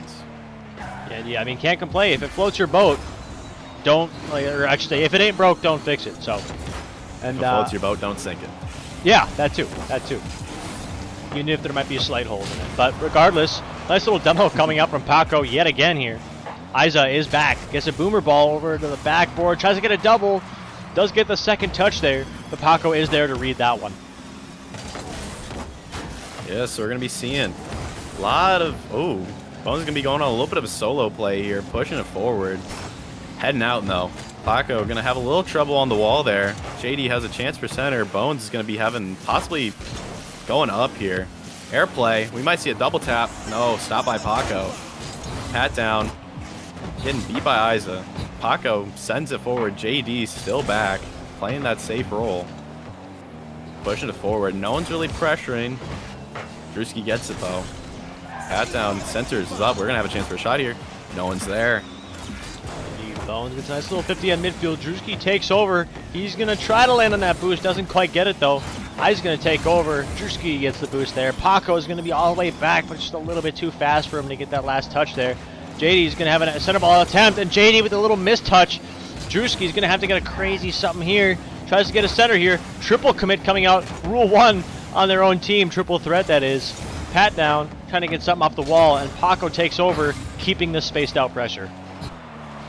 Yeah, we're definitely having a little bit of back and forth here. Not really getting like too many open shots off. A lot of corner balls, especially. Getting to the corner, not really having that pass open. And then when we do get that pass, I feel like both these teams aren't really having someone there yet. honestly. They're not quite expecting just the weird touch center that, I mean, typically that you wouldn't even see, but, you know, it happens in Div C, and oh my goodness, we have almost a shot on. Ooh, good save by Bones getting up there. One thing that I kind of noticed that we're getting a lot less of is demos and bumps. I feel like they were pressuring really hard for those early on, and now we're just not here, but we're going to go for a shot. Good shot by Isa. JD follows up. He misses. Maybe it was a fake. Bones going for it. Down. Blocked by Padtown. Another shot out. Isa. Crossbar out. Oh, unfortunate bounce. Not what you want, but it definitely helps out Spaced Out 2 here. Indeed. Paco's going to take over. Grabs the mid boost. Gets a flicker on Isaac. Can he get the center pass? Nope. There he is. Going for the bump. There's a bump. He does get the bump, but isn't quite able to get that center ball. If he had maybe made one more touch before that bump, he could have had a benefit from his teammates there. But Isaac's going to take over. Looking a little awkward. Demoed by Paco again. Paco trying to get something center here. Little awkward up the corner. Drewski is up. Paco might turn for that shot attempt. There he turns. He's going to go up the wall. Doesn't quite get the touch here. Lone Isa is off the wall. Tries to go for the catch. Doesn't quite get it. Pat down prevents that pressure. Yeah, so we're kind of seeing like not too much aggression here, but we are getting some good shots off. Bones has a chance, cleared out. Seems like we may be going to overtime. I don't want to jinx it though. Maybe missing the ball here. No, right down to the ground. Didn't want to go, keep it up. Palindrome. Kidding, it's always a palindrome if it goes low T. I mean, you don't say. Yeah. Okay, Captain Obvious. Anyway, Drewski is back, preventing that JD shot here. Pat down, getting a nice little clear, but Lone Isa is back, able to prevent that pressure, prevent that boom from getting anywhere. Paco's going to play up, looking for a double. Does get the double, makes it out the corner. JD looking a little awkward. Bones gets a 50. Thank God he got that 50, or else that probably would have been a free goal. And Isa's going to keep mid here, looking for a center ball. Drewski is back, though. Yeah, so going to be bringing it over to Triple Threat's corner. Pat down has a chance. Paco's a little close to him there. Oh boy. Scares him off. Isa, double commit, but it is cleared out. Back to the center, though. We have a chance. Both miss. Isa pressures Drewski up in the air. See if we can get a jump and play here. Cleared down again. Cleared by Bones. Pat down's going to be taking it. Pops up. Isa brings it back down. Centered. Bones takes a low 50, loses to Paco. JD back up. Got a 1v2 here. Isa, it's going to be slow. We're going to just be taking it back, it seems. Odd 50 popped up by JD.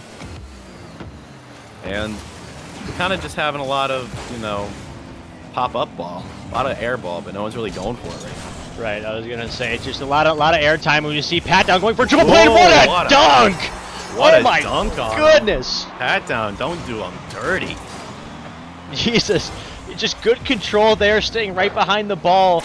Bones not quite playing the right angle on that 50-50, but, you know, what can you do? The dunk was crazy. Spaced Out takes game number 5. Seems like going to be 3-2 for Spaced Out 2 here. If Triple Threat can bring this back, we're going to be having another Game 7 today. I think it's very possible.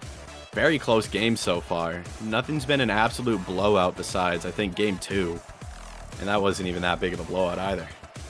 Honestly, and it looks like these guys aren't going to call any timeouts, which, I mean, I think they've gotten enough timeouts from the they have had a lot of time. I was going to say. Usually, oh boy. Please don't. Okay, thank God. I was going to say Isa. Like, shun on you, man.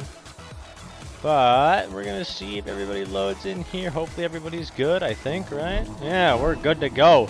So, Game 6 underway. We have Spaced Out, the lower seed, giving Triple Threat a run for their money. And, you know, I wouldn't be a bit surprised if we see a Game 7. Fingers crossed, knock on wood.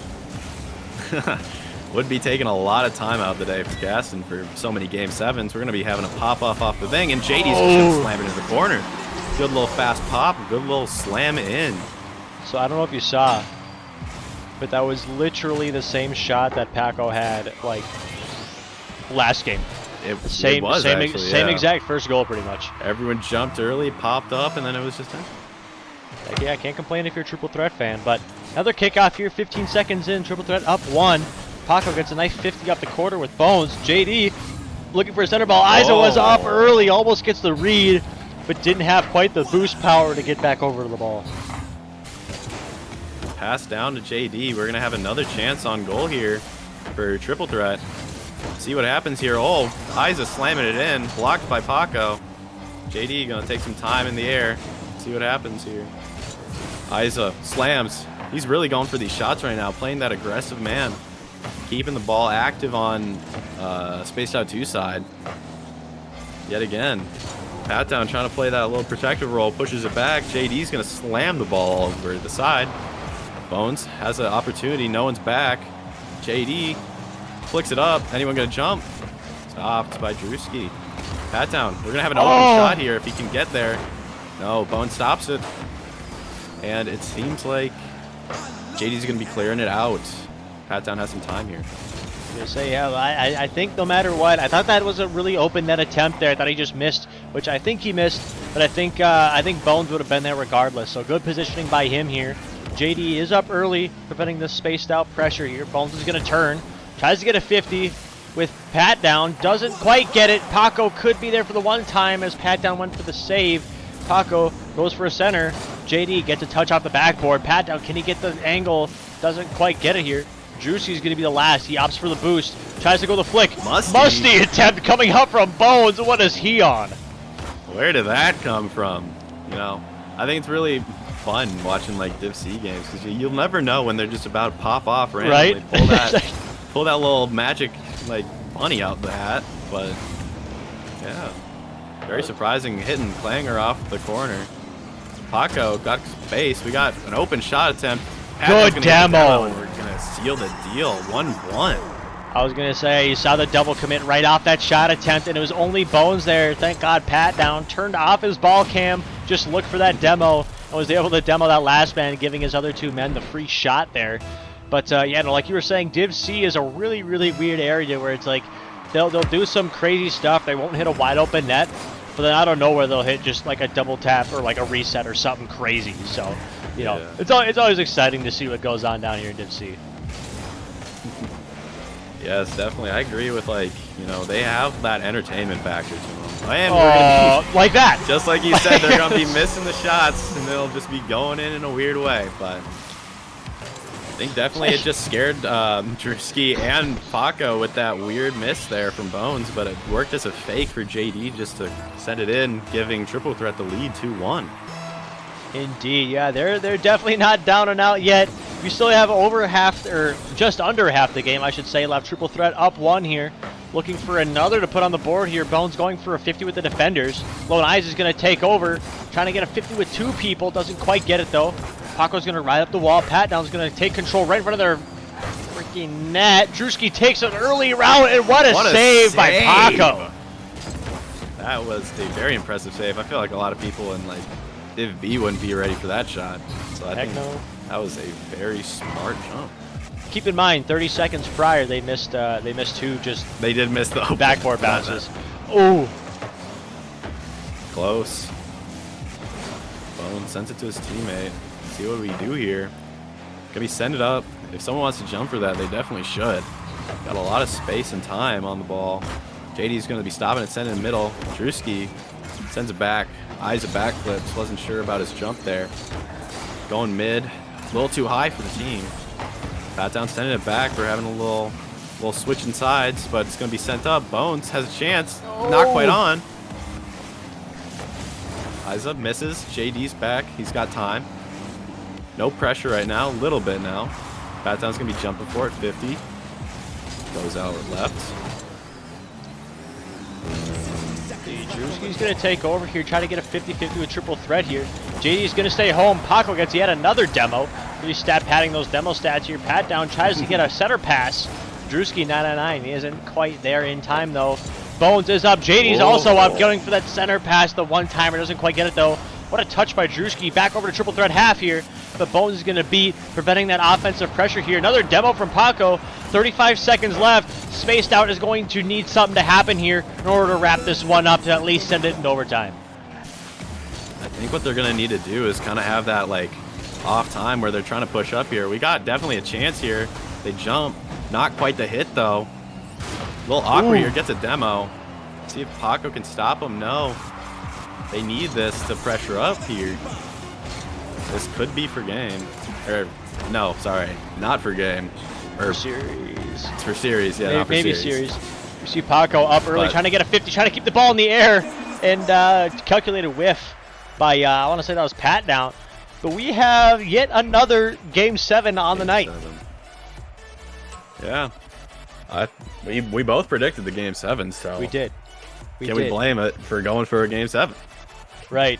We see Paco, 4 saves, just switching the roles, being the brick wall, and I will say, oh my goodness, 11, or what is that, 11 to 13 shots? 13 shots to 3. Insane. Insane. And who was that? Triple Threat only had 2 goals. Yeah, Triple Threat. Only 2 goals. So, I mean, that shows exactly how much work this spaced out 2.0 offense is really, or defense is really putting in. But enough of this game. We got another Game 7 series of the night. All Game 7s, hella content for DCRL. Best man wins in this one. Indeed. Thankfully, playoff stats aren't accounted for teams, so we're not going to be seeing a little bit of tank in the shot accuracy from that game. But right. Pushing up, Paco's going to get a big clear. Triple Threat going to have a little miscommunication. Drewski's going to have a chance to push up the ball. Isa stops it, though. Sent middle. Going to have some spaced out 2 pressure here. Bumped. Isa pushing. JG's going to be back. He's going to get a good clear off. Drewski, the only one back there, makes a really wonky save off of JD's touch here. Bones looking a little awkward. It's a little touch down to the corner. Paco is sitting there, but Drewski takes over. Paco looked like he was bumped there a little bit. Good 50 by Lone Isa. Going for a crazy shot there. Doesn't quite get the flip ready, though. Pat down, gets a nice little 50 midfield. Paco goes for a read. He tries to get it here. A shot on attempted. What a demo coming out from, who was that? Who was that? That was Pat down. Was getting... Pat down demo. Pat down's got the shot. Paco got the. Oh, you're right. Bump you're demo. Right. I read the thing he's wrong. But good lead for Spaced Out. I do think Spaced Out's kind of like when they play that aggressive like demo ball, they definitely win. But when they lay off the demos, I think that's where Triple Threat thrives on that offensive pressure because they're, you know, Spaced Out 2's getting that pressure, but they're not really maintaining any shots or getting that open look. And we had an open look there, but they didn't really go for it. But I think Triple Threat really succeeds when they can bait them into pressuring and then just go full force on their side. Exactly. Yeah, no, I will say Triple Threat can capitalize, but if Space Out decides to do those demo plays, it's almost a game over. But we see 3.5 minutes left in this game 1. Still a significant amount of time here. Bones going for something freaky here. Paco's going to turn with no boost. Pat down then takes over off the Paco whiff. Paco looking like he's going for a defender there, but JD, no boost, makes a great flip save here. Little awkward for Triple Threat. Paco's going to take over, brings it up the wall. Isa's going to get a 50 off a missed touch by Paco. Pat down's going to try to get a JD read. Paco going for a bump on Bones. He gets it. Doesn't quite get the demo, though. Yeah, so we're going to be seeing Paco sends it back forward. They're kind of having a little up in air. Pat down has time. Tries to stall it off wall. Isaiah reads it. We have a chance if we can get a pass off. Look at... Ooh. Oh! I thought we were going for a bump there, but it's just cleaning in. JD's ready for that pass. To say JD always seems to be in such a good position for those awkward backboard reads, whether it's either of his teammates just making those weird cuts or those backboard passes. JD seems to always find the shot on, putting it in the back of the net, and obviously came with benefit, tying up the series here in game number 7 here.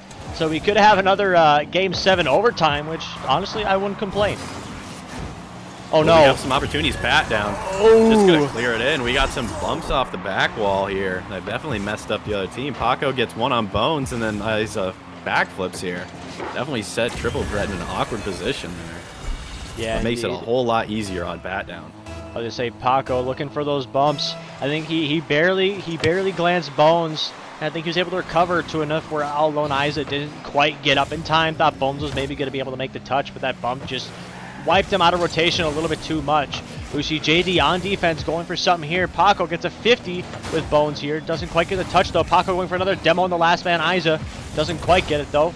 Pat down is in the corner. Opts to grab the boost, but it's not there because that's where Paco already went. Bones gets a clear. Almost an open net attempt here, but Drewski is back to make the clear.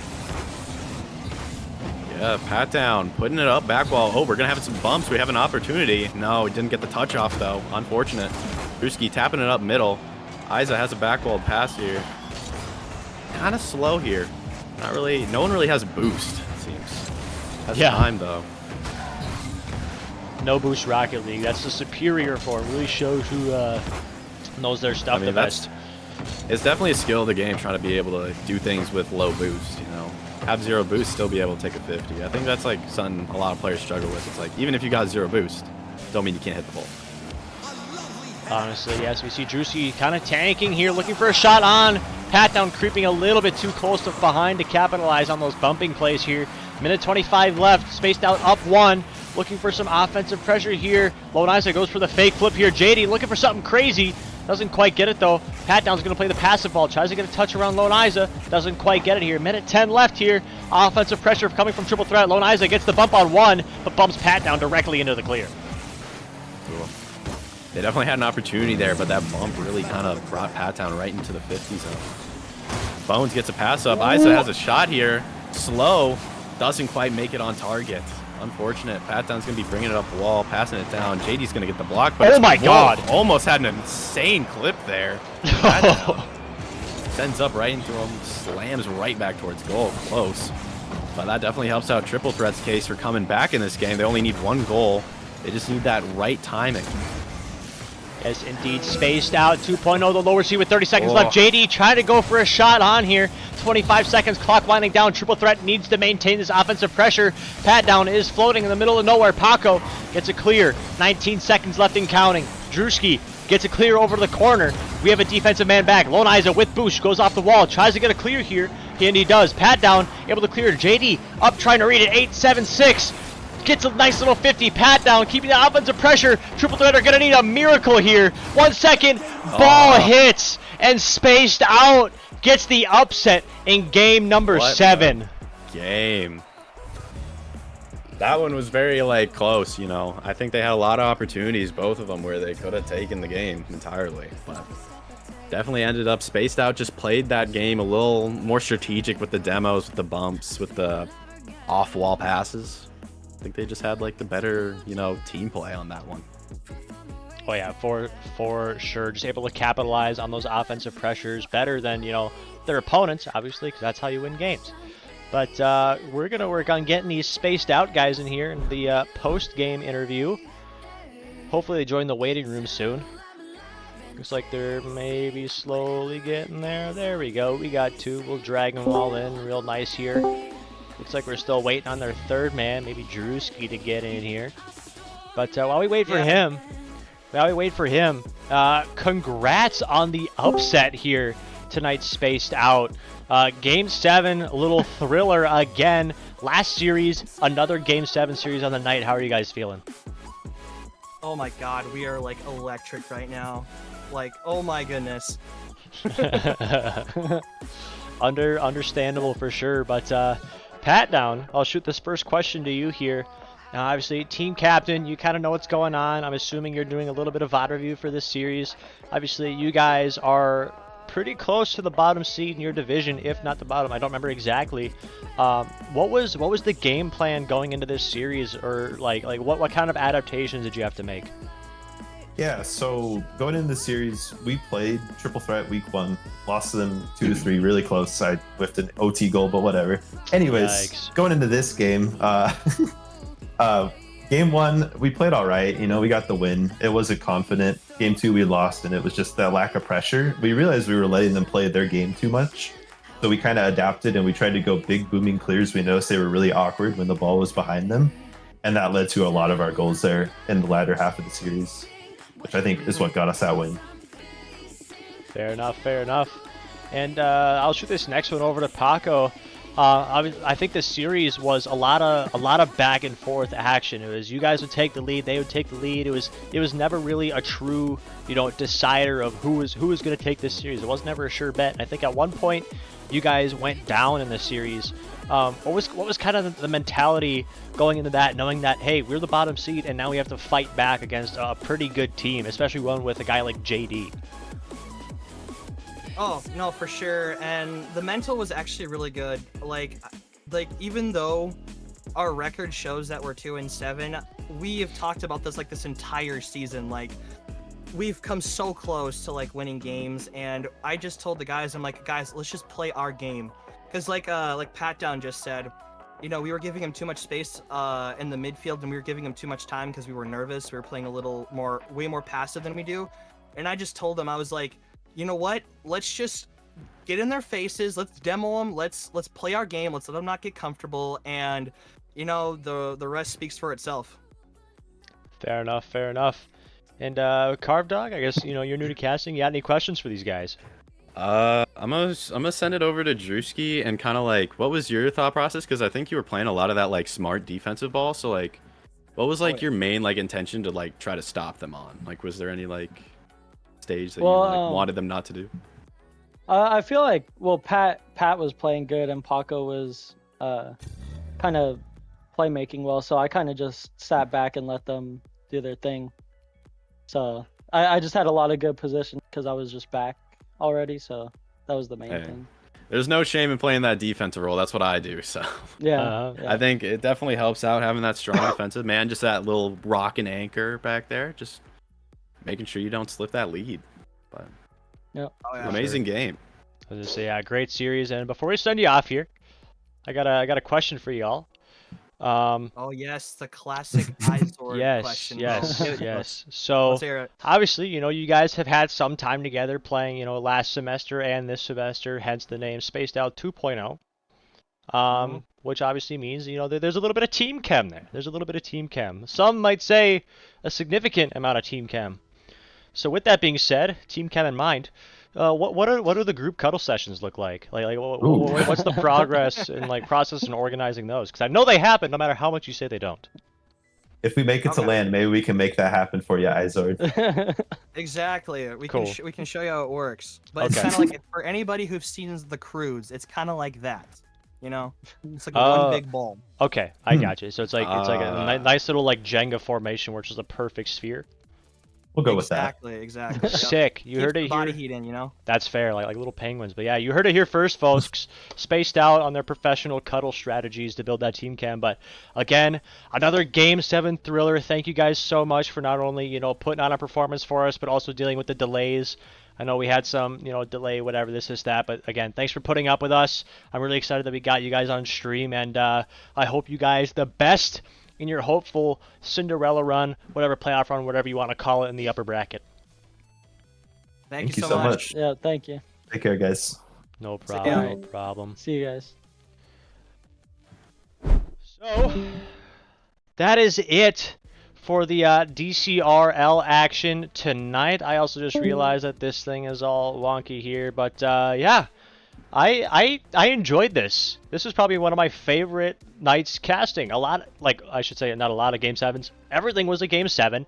Everything was very entertaining, and it was your first night ever casting. So how do you think it went? Indeed. I was definitely nervous. I felt like I was mispronouncing a lot of names early on, especially. But that's because some of their names is just like you want to think one thing, but it's not that quite. But I think it was very fun, honestly. I think it was a very entertaining series. It could have gone either way. I think both teams really tried their heart out on that one. For sure, yeah. I mean, I think you did a really good job. Obviously, first time casting nerves are always a thing, but you can only go up from here. So it'll be really fun to hopefully have you on the board again soon. If you want to, I'm not going to force you, but you know, it's always good. But before we wrap up here, I just want to point out a few things. The old K-Tool cardboard cutout date, I don't know if that's 100% accurate, but we hit the sub goal for that, it looks like. So 50 subs. So we got iCosmic. We saw him earlier. He's going to be going on a cardboard cutout date with everybody knows him as K-Tool or Alex. We still got some stuff to figure out there. So show up to LAN for that. That'll be awesome to see on the stream. But other than that, you know, use DCRL creator code. DCRL, obviously, whatever, helps us on the back end of things, helps us provide content for you guys, helps us provide, you know, LAN stuff, just a bunch of different jazz, helps us on the back end greatly. Follow all the socials, follow the Discord, join the Discord. It's a great place to, you know, meet people, get involved, especially if you're in the North Dakota and South Dakota area, maybe a little bit of Minnesota, like the Moorhead area. You could join DCRL yourself. It's very inviting. Everybody of every skill level is welcome. But yeah, and then last part, show up to LAN. It's great. It's awesome. It's at UND this semester. And I'm actually finally doing, I'm kind of making the finishing touches on the new and improved DCRL MVP trophies. So if you want to see those, show up to LAN too. You can see them in person. And I will say, they're getting a bit of an upgrade from past semesters. A few more little things that I've included in those. So, Carve Dog, before we end the stream here, anything else you want to say? I'd say thank you everyone who came out to watch today. I think it was really great to do this for the first time. No, it's not a low taper fade, Huskers. But fair. Yeah, bro needs to get the low taper fade for real. But I do not need. I need to go bald. Actually, that's like the aerodynamics play for Rocket League. Fair enough. Fair enough. But yeah. Anywho, thank you everybody for tuning in. I think we had a very, very successful stream tonight. If you missed what I just said, that whole spiel about joining stuff, rewind this about a minute and a half. You'll get the whole spiel. But other than that, we're gonna wrap this stream up, and hope you guys have a good night and do your homework. Do your homework and join Sixers. We have some people in Sixers, so join that if you can. Oh boy. So anywho, we're gonna wrap things up here. Hopefully you guys have a good night and see you later. Goodbye.